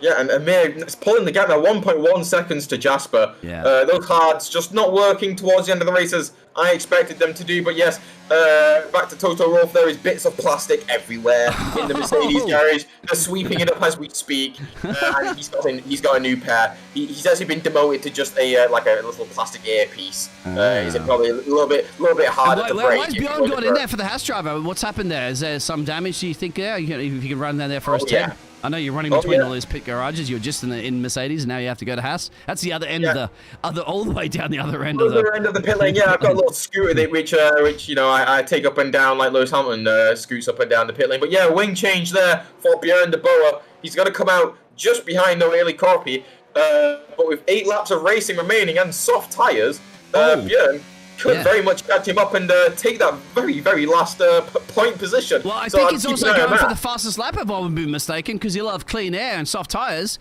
and you get an extra bonus point, because AJ currently has the fastest lap, but he's got nothing to lose at the moment, but he has to get ahead of Noah, of course, as you mentioned, to get that extra point. Yeah, 2.5 seconds is the gap from Bjorn to Noah. He's going to lose a little bit more just because he has very, very cold tyres, does that Haas, and it's going to take a little while to warm up. But then he should gain seconds upon seconds a lap on that Ferrari until the end of the race. We saw how quickly Gustav pulled a good 3-second lap to Amir on the race start. Now think with cars with, 80 kilograms less of fuel, maybe even less fuel, maybe down like 100 kilograms less fuel. It's a lot of weight which comes off the car. You can see Bjorn, I'm just on board with him, he's weaving all over the shop. Just trying to get some heat into those tyres so he can then start putting in some decent lap times. Yeah, the cameraman should be putting the camera on that Thomas at the moment. He's stuck up behind E2 as we're watching there. Dario, do you think he can find a way past once again? It's so difficult. We saw Emar take about 20 laps to get past Jasper. Unfortunately, these guys don't have 20 laps left to go there. Through the tunnel section, of course, underneath the casino. Flashing lights don't really mean that much around here, does it? You know they have no battery, but you need some sort of supercharger to overtake these cars right here in Monaco. It seems as if that's the case. I mean, the Alpine of Thomas Hardwick was incredibly just closing up at his prime commentator's curse. But yeah, Thomas Hardwick closing up beautifully onto the back of that Haas of Edu Lapalainen there. It's almost as if those hard tires have an incredible amount of grip still. I'm not certain how, as the Alpine has. I mean, he pit quite a while ago. Sorry to cut you back off there as well. I was going to say, Ted, but you know what, Darren? Look at this battle at the moment there. So it is a Williams sandwich of an Aston Martin, and that's Luke in the middle of it. You got Gustav going charging 1,000,000 miles an hour. You got AJ covering him off. Are they going to work together in tangent? Oh, that's going to be tight at the moment. Gustav is probably frustrated. He got pole around here currently in the moment, sitting at P9. Although he might get it back in those penalties in a minute, but at the moment he's not worried about it. Here we go. Oh, he looks down his head, he locks up, there's Luke Franklin, and he makes a lot of contact with him. No. The Aston Martin says, I've just 007 James Bond my way past both of the Williams. He got a massive lockup going down into turn 5 there, locked the fronts. When you lock up the fronts, the car does not turn. You got to unlock those wheels before they grip up again and carry on turning. And yeah, he just clipped the rear of Korsgaard there. Korsgaard gave him a very, very wide berth. Sorry, AJ gave him a very wide berth. Didn't want to fight him too hard, obviously. He just wanted to take it home. He has a penalty, of course. I want to see you run down to the Williams garage right now and see how much has been thrown around that pit lane right now, because both of those cars now are behind the Aston Martin. When the Aston Martin was between them, so that's going to be interesting, mate. Into the pits goes AJ. With only 4 laps remaining, AJ pulls into the pits. I don't think he would have lost too much time if he had a little bit of wing damage. Actually, he was missing an end plate, so I may be wrong. I am very often wrong when it comes to these strategy calls.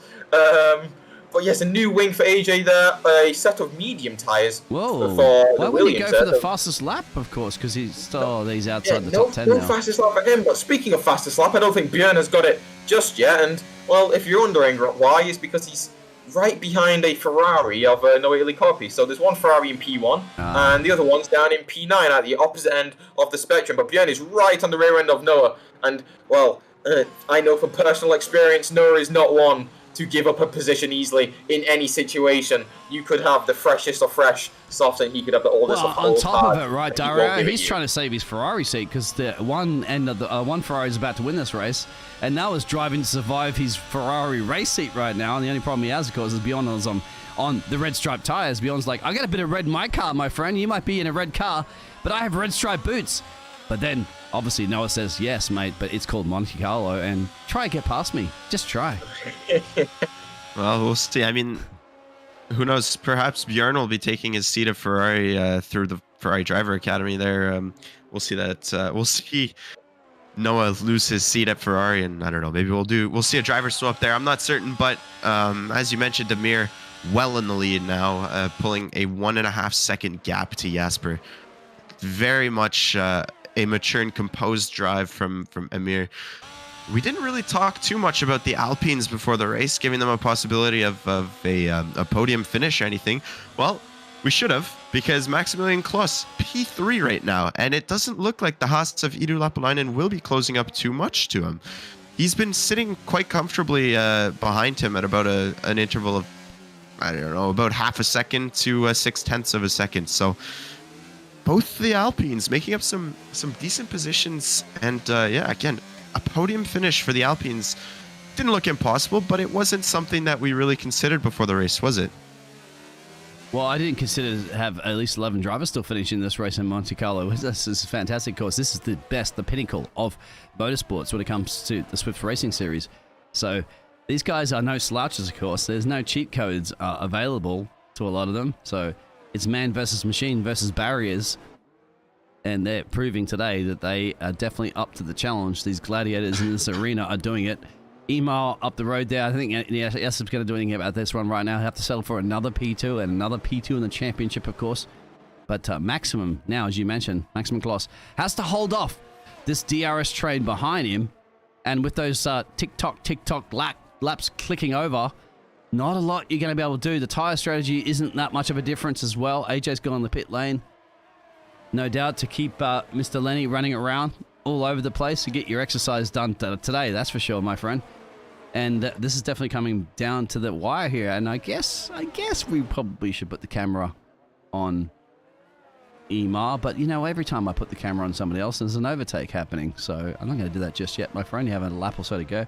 What about Gustav? It's so disappointing for the Williams driver, isn't he? Started on pole, and that pit stop strategy just destroyed his race. Absolutely. Being stuck behind an incredible deal of traffic definitely didn't help with the pit stop strategy. And then starting on the softs, remember too, that was, he had the pace at the start, but yeah, no safety car. No, 2 times. I mean, rumor has it that the tow trucks are being operated by Red Bull crew, so they're very quick quick with that. Conspiracy theories are out there. Don't you blow up the chat with that, mate. They'll be all over social media.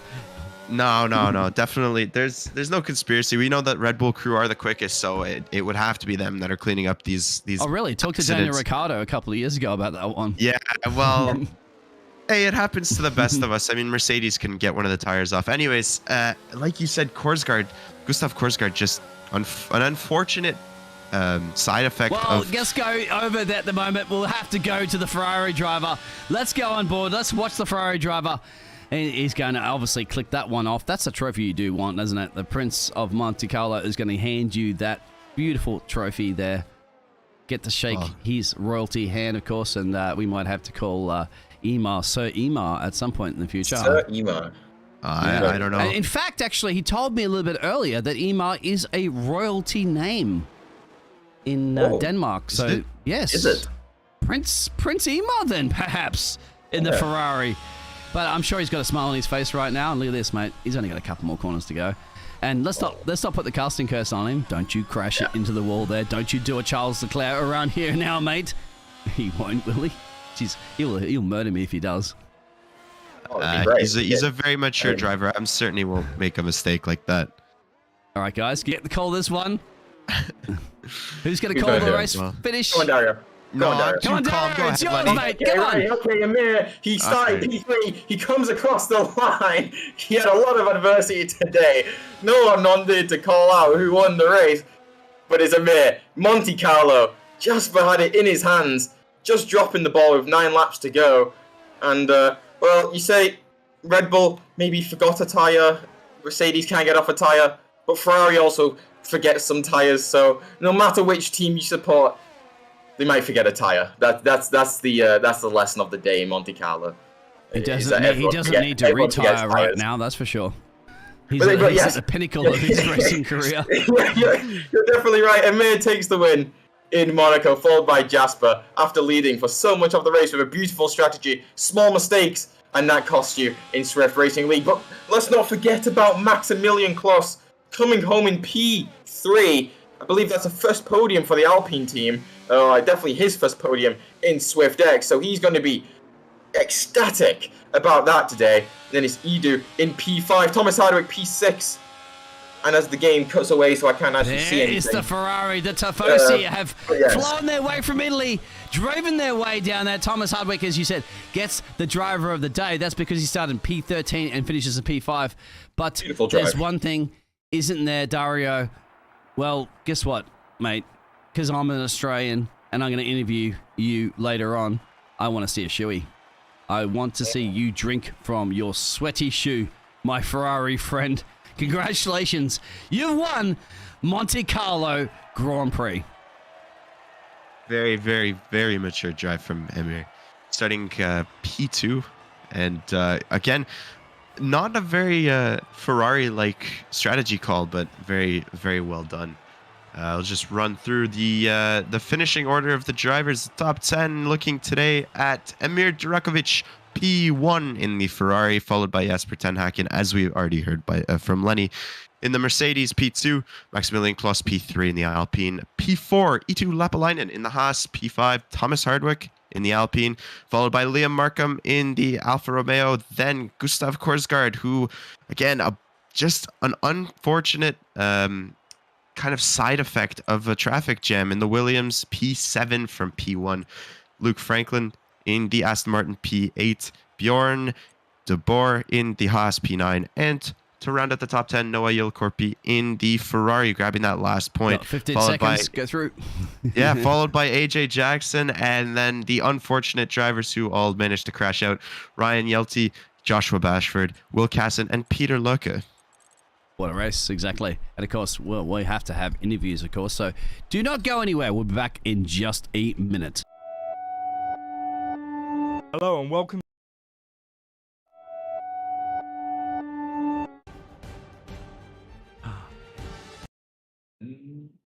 Oh. Good.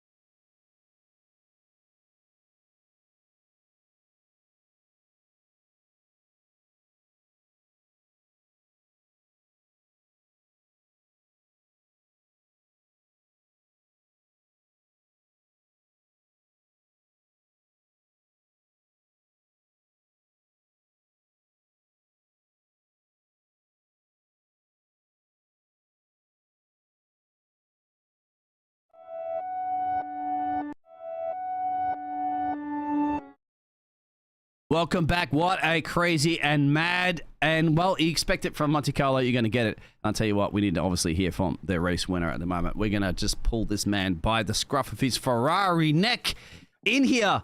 Mate, you got it. This is one of those races that you want to win, and you've done it, and you denied Jasper that one in the dying stages. How did that feel there? Emar, of course, our race winner. Well, we had a little incident, so actually I don't feel as good as I would because I felt like it was kind of dirty. Even though I gave up the position, I still felt a bit bad because Jasper really had the pace today. But he made a mistake, and then later on I capitalized on that and took the lead for the win. But I have mixed feelings about the race win. Yeah, the other drivers will be here, obviously joining us on the podium, and we are live interviewing at the moment, Email. But I tell you what, that was awesome. That was very good sportsmanship, mate, because we saw that, and I couldn't believe it, into turn one, that both of you went into the wall there, tried to Max Verstappen, and somehow both of you drivers did not get any damage. You lifted off, you said, my bad. That was great. Very sportsmanship of you. I'm sure as well that Jasper would agree on that. But and then, of course, Jasper still resumed the lead of that race, and you still had to keep following the rear wing of that Mercedes. And somehow that overtake, I believe, wasn't it? And then the Novo chicane was where you got the job done? Right after the chicane, he made a mistake, and then on the exit of the chicane, I took the lead, and he let me go. So because we can't go too wide into that fast left-hander. Well, you can, but yeah, you might not be here to talk about it. But you saw what happened in turn one. I mean, it's very difficult to race around Monaco. I tried multiple times on the wall chicane, and it didn't work. And even in turn one, I tried, and I almost killed him and myself. So I don't think it. Well, mate, many of the Formula One legends over the 50 or so years around this track have tried that before to get overtakes done, and they have not succeeded. You somehow did. You had the time at the right place at the right time. So yeah, absolutely, job done. Of course, mate. I'm always seeing you. I know we're gonna be partying on your yacht a little bit later here in the harbour, but definitely not. Unfortunately, Liam's wooden boat. But yeah. You got it done. Dario, any questions? And then we'll obviously switch to Jasper, is also in here in the interview room as well as Maximum. Dario, any questions? Yeah, I mean, there was 2 times when we had cars crash out there and there was no safety cars deployed. Do you think that if there was a safety car on either of those, one of them you're in P2, one of them you're in P1, I believe, do you think that either of those would have changed the outcome of your race today? I don't think so. I think when I was P2, I think it would have favored Jasper because I had more battery than him. But in the end, battery didn't really matter because I couldn't get an overtake done. So I don't think it would have changed anything on both occasions. I think for the first time, we would probably both have pitted to softs because we had the gap. And probably for the second time, maybe we would have stayed out. Or the opposite way. I don't actually remember, but I think you're right with the strategy call, because that's the one thing that was the massive difference there, wasn't it, between Jasper started on those mediums. And, of course, our race leader, of course, Gustav. And that's a question I wanted to ask you as well. Gustav started on those soft tyres. When you realised he was starting on the soft tyres and he was in pole, and he got up the road there by a couple of seconds. What was going through your mind? Like, okay, if a safety car works out, like what happened there? My first thought was that he wasn't experienced enough in Monaco, because I'm pretty sure. I mean, I'm not pretty sure. I know that if you pit early in Monaco, you ruined your own race. If you're in the lead, you have to extend your stint as much as possible, and you wait till everyone behind you has pitted, and then you pit, so you don't get stuck in traffic. That's what happened to Korsgaard, I assume. He got stuck in traffic and lost a bunch of time. You're exactly 150%, and Korsgaard knows it, of course, down there in the Williams garage. But he still beats you at pole, so he has that little accreditation to put on his trophy. But congratulations, Emo, of course. 18 laps on the hards, as you know, there's the truck going past at the moment with some of those cars that are retired. And then you went deep. You didn't go the deepest, of course, because Liam, believe it or not, did 22 laps on the hard tires before he boxed. But you did 18 and then 20 on those mediums, which are obviously perfectly fine at the end. But what's even more fine, mate, is that now your name, I believe, is royalty. You are the Prince of Monte Carlo. Congratulations. Thank you. Now, Jasper. We have to go to you, man. Jasper ten Haken. Wow, mate. That pit stop strategy worked brilliantly. You started in P3, and then all of a sudden, you're in P1. So how did that pan out there for the Mercedes team? I think it's worked perfectly to plan. Especially, I want to give a big shout out to my teammates. We played the team game perfectly. As soon as I saw that course got started on soft, and I knew my teammate would start on hards, we had the strategy split, so we were prepared for everything. And we knew that if he would pit like relatively early compared to Amir and myself, and he came out behind my teammate, and then I knew it's Monaco, so we can play the team game, hold him up, and then I had the free pit stop and come out ahead. So I think that was him done, and then we only had Amir left. I think the strategy worked out perfectly again. We came out ahead, but overall, like the whole season, he's got more pace than I have, so I have to try my best every lap, push to the max, and then mistake is quickly made, and then I had a little bit of wheel spin, and then on the relatively new mediums, it was just I could just breeze by. Well, we'll talk to the pushing to the max in a minute. Obviously, the man that finished in P3, but you had the track position, and we all know track position in Monaco is key. And Emo had to set everything, every prayer he possibly could in the Ferrari to get past you, and only was one little mistake, as you mentioned there. And obviously you were probably pretty happy the fact that when you guys went into turn one together, that dive bomb, we all knew that wasn't going to work, was it? And he left it off and allowed you through. And at that point, you still had to hold him off for quite some time. How much pressure did you feel? How sweaty were you? Yeah, of course, I was under massive, massive pressure, but I pretty much always do. I set my car up so it's quite quick on the straights, and that's if it's a quick car on the straight, there's pretty much nothing you can do to overtake. So I was quite confident defending, but through the slow speed, he was in my gearbox pretty much the whole time. So I was under a lot of pressure, and then you can see he's got a little bit more raw pace, and I have to really push to stay ahead. And then it's he just forced me into a little mistake. I don't even think it was a big one, but I mean, I tried my best. And we even pulled away from P3, so I think that's a positive. This is heating up into one of those Max Verstappen versus Lewis Hamilton championships right now, isn't it? Between you two guys in this, because you're generally finishing in the podium positions between each other, and you need to somehow, no doubt, find an edge to get Emar to obviously minimize that gap that he has in this championship, mate, because I think you'll probably his main, Verstappen or Hamilton. So going into the next tracks and stuff like that, where do you feel you can gain the advantage on? You studied now the Ferrari strategy over the first 8 races. How are you going to go into the next part of the season? Yeah, I think the last 2 races have been quite difficult. Silverstone and Monaco. I knew he was going to be very strong. For the next split, I think there are 1 or 2 tracks I'm quite confident, and I think if I ever really want to win a race, it has to happen there. Well, I hope you want to win the race, not if you want to win a race. It's will win a race. Of course I want to, but it's difficult no, when you will. When you. There's no if, only will. Of course, I will. But it's every race. It's a new challenge when you're fighting against someone who's got the 17th time. See, that's in your head right now, mate. We're gonna have to send one of those team psychologists down there to drill it into your head that you're not the number 2 driver. All right, in this championship, you are the number 1. Okay. You have to beat yourself before you beat the other drivers, mate. Come on, get some confidence today. In that's true. Yeah. Yeah, you're right. No, I believe We can't let the Ferrari run away with this one, all right? You thought that at the start of the F1 season, this series, like we thought Ferrari were going to run away with that one, but look what happened, mate. Things flip around.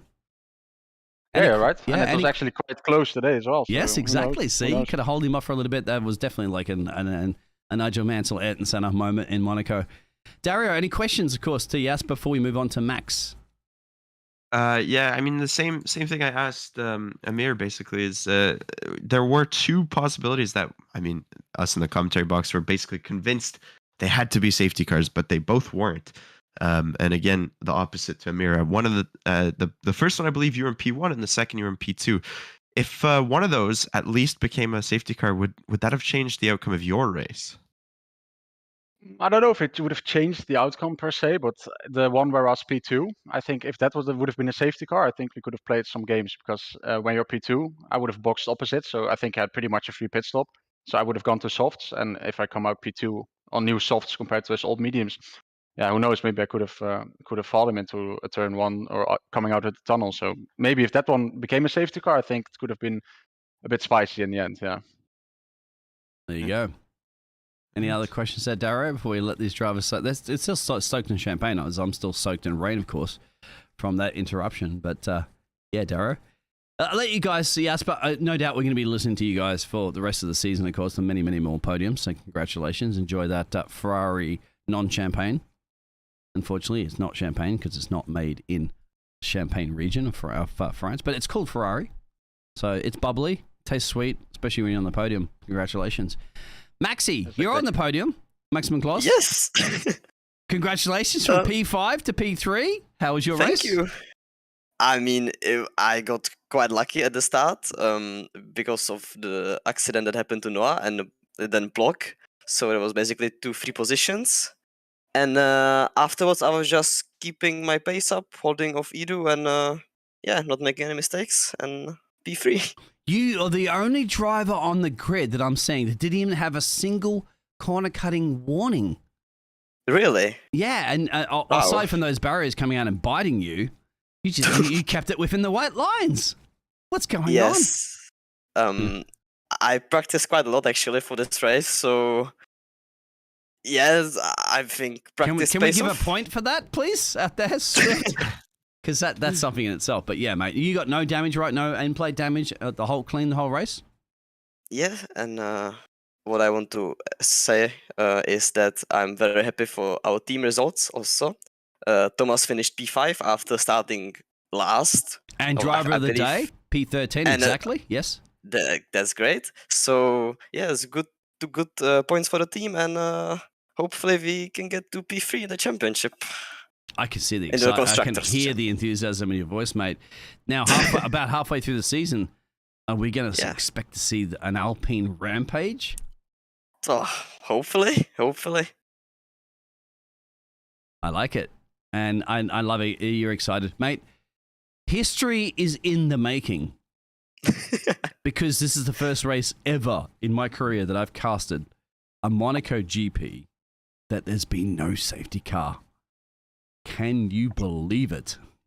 I think the game is a little bit not finished, and those 2 accidents should have been safety cars. So no, Monaco, those guys removed those cars immediately. They weren't even in the firing line. No, you don't mess with the marshals in Monaco. But anyway, congratulations, Max. Obviously, Dario, questions there for Maxi? I mean, we never really thought much of an Alpine podium, but you managed to prove us wrong. So congratulations on that. Thank you. Thank you. No questions. No questions from my end. Very, very mature race from you. Thank you. He was a quiet achiever, wasn't he? We didn't have the camera too much on Max, but very that's much the way so. you want to do it, isn't it? You want to be the one that just sneaks onto the podium, get the champagne. It's like, where did Max? Obviously, Max started in P5, so he had the qualifying pace there, but the strategy worked out brilliantly. 15 laps on the mediums, 23 laps on the hards towards the end. Timed it perfectly with that pit stop strategy. We had Ted down there running all over the pit lane there, that was Lenny, of course, running around trying to calculate all those numbers. But Max, put it to the max, of course, has been called out there in the chat. So good on you, Max, and I hope to see your maximum results and maximum rewards coming into the second part of the season. Congratulations. Thank you. Yeah, thank you. And of course, Dario, mate, I cannot thank you enough for stepping into the big shoes, of course, of Mr. Benjamin. who would have really loved to be down here in Monte Carlo partying, of course, with all of us on those yachts later on, and everybody in the chat as well too, supporting Swift Motorsports sponsored. But mind you, this is a digital motorsports sponsored party, okay? It's free alcohol if you don't drink alcohol, free food, free everything, all right? It's there. We're partying in Monaco. We'll be doing backflips, not into the Red Bull pool, unfortunately, but we'll be doing backflips into the harbour of Monte Carlo. And you know what? It's beautiful. It's going to be fun. There's going to be parties and atmosphere everywhere. And that's why you need to click the button and sign up for this series and be a part of it and be there. If you want to join these parties, of course, sponsored by Digital Motorsports, mate, just all you have to do is join up. They'll give you a pass. Come in and hang out with us. Because, yeah, Ben would love to be here. But Dario, you've done a fantastic job, mate, representing Canada, representing Croatia, and you can speak multiple languages, and you can definitely speak a casting language. How was this race for you? I mean, I couldn't have came for a better race, in my opinion. Like, Monaco's always a great race to watch, but especially this year, no safety cars, a lot of clean racing. And even when it wasn't clean racing, it was very sportsmanlike. I mean, I'm certain you know what I'm referencing there, but again, very good to see from all the drivers. There's a lot of twists and Starting course, thank you very much. Thank you very much, Swift. I'm getting a message. My reconnection is successful, hopefully.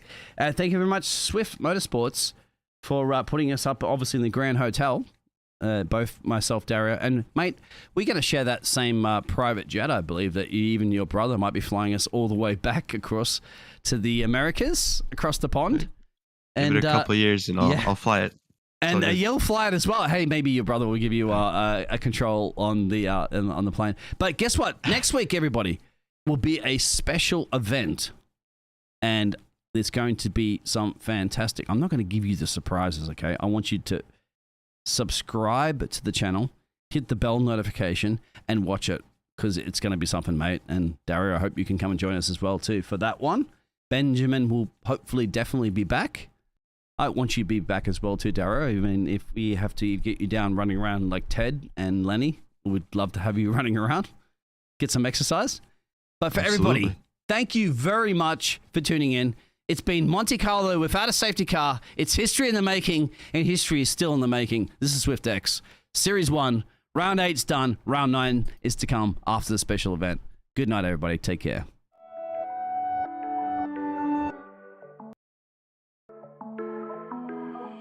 It's timeless. I hate you, drama.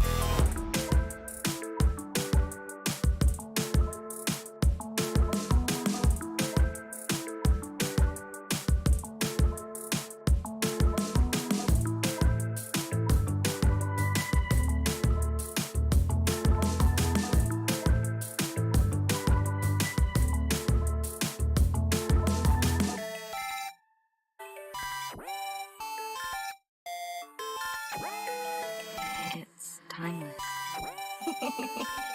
I hate you, drama.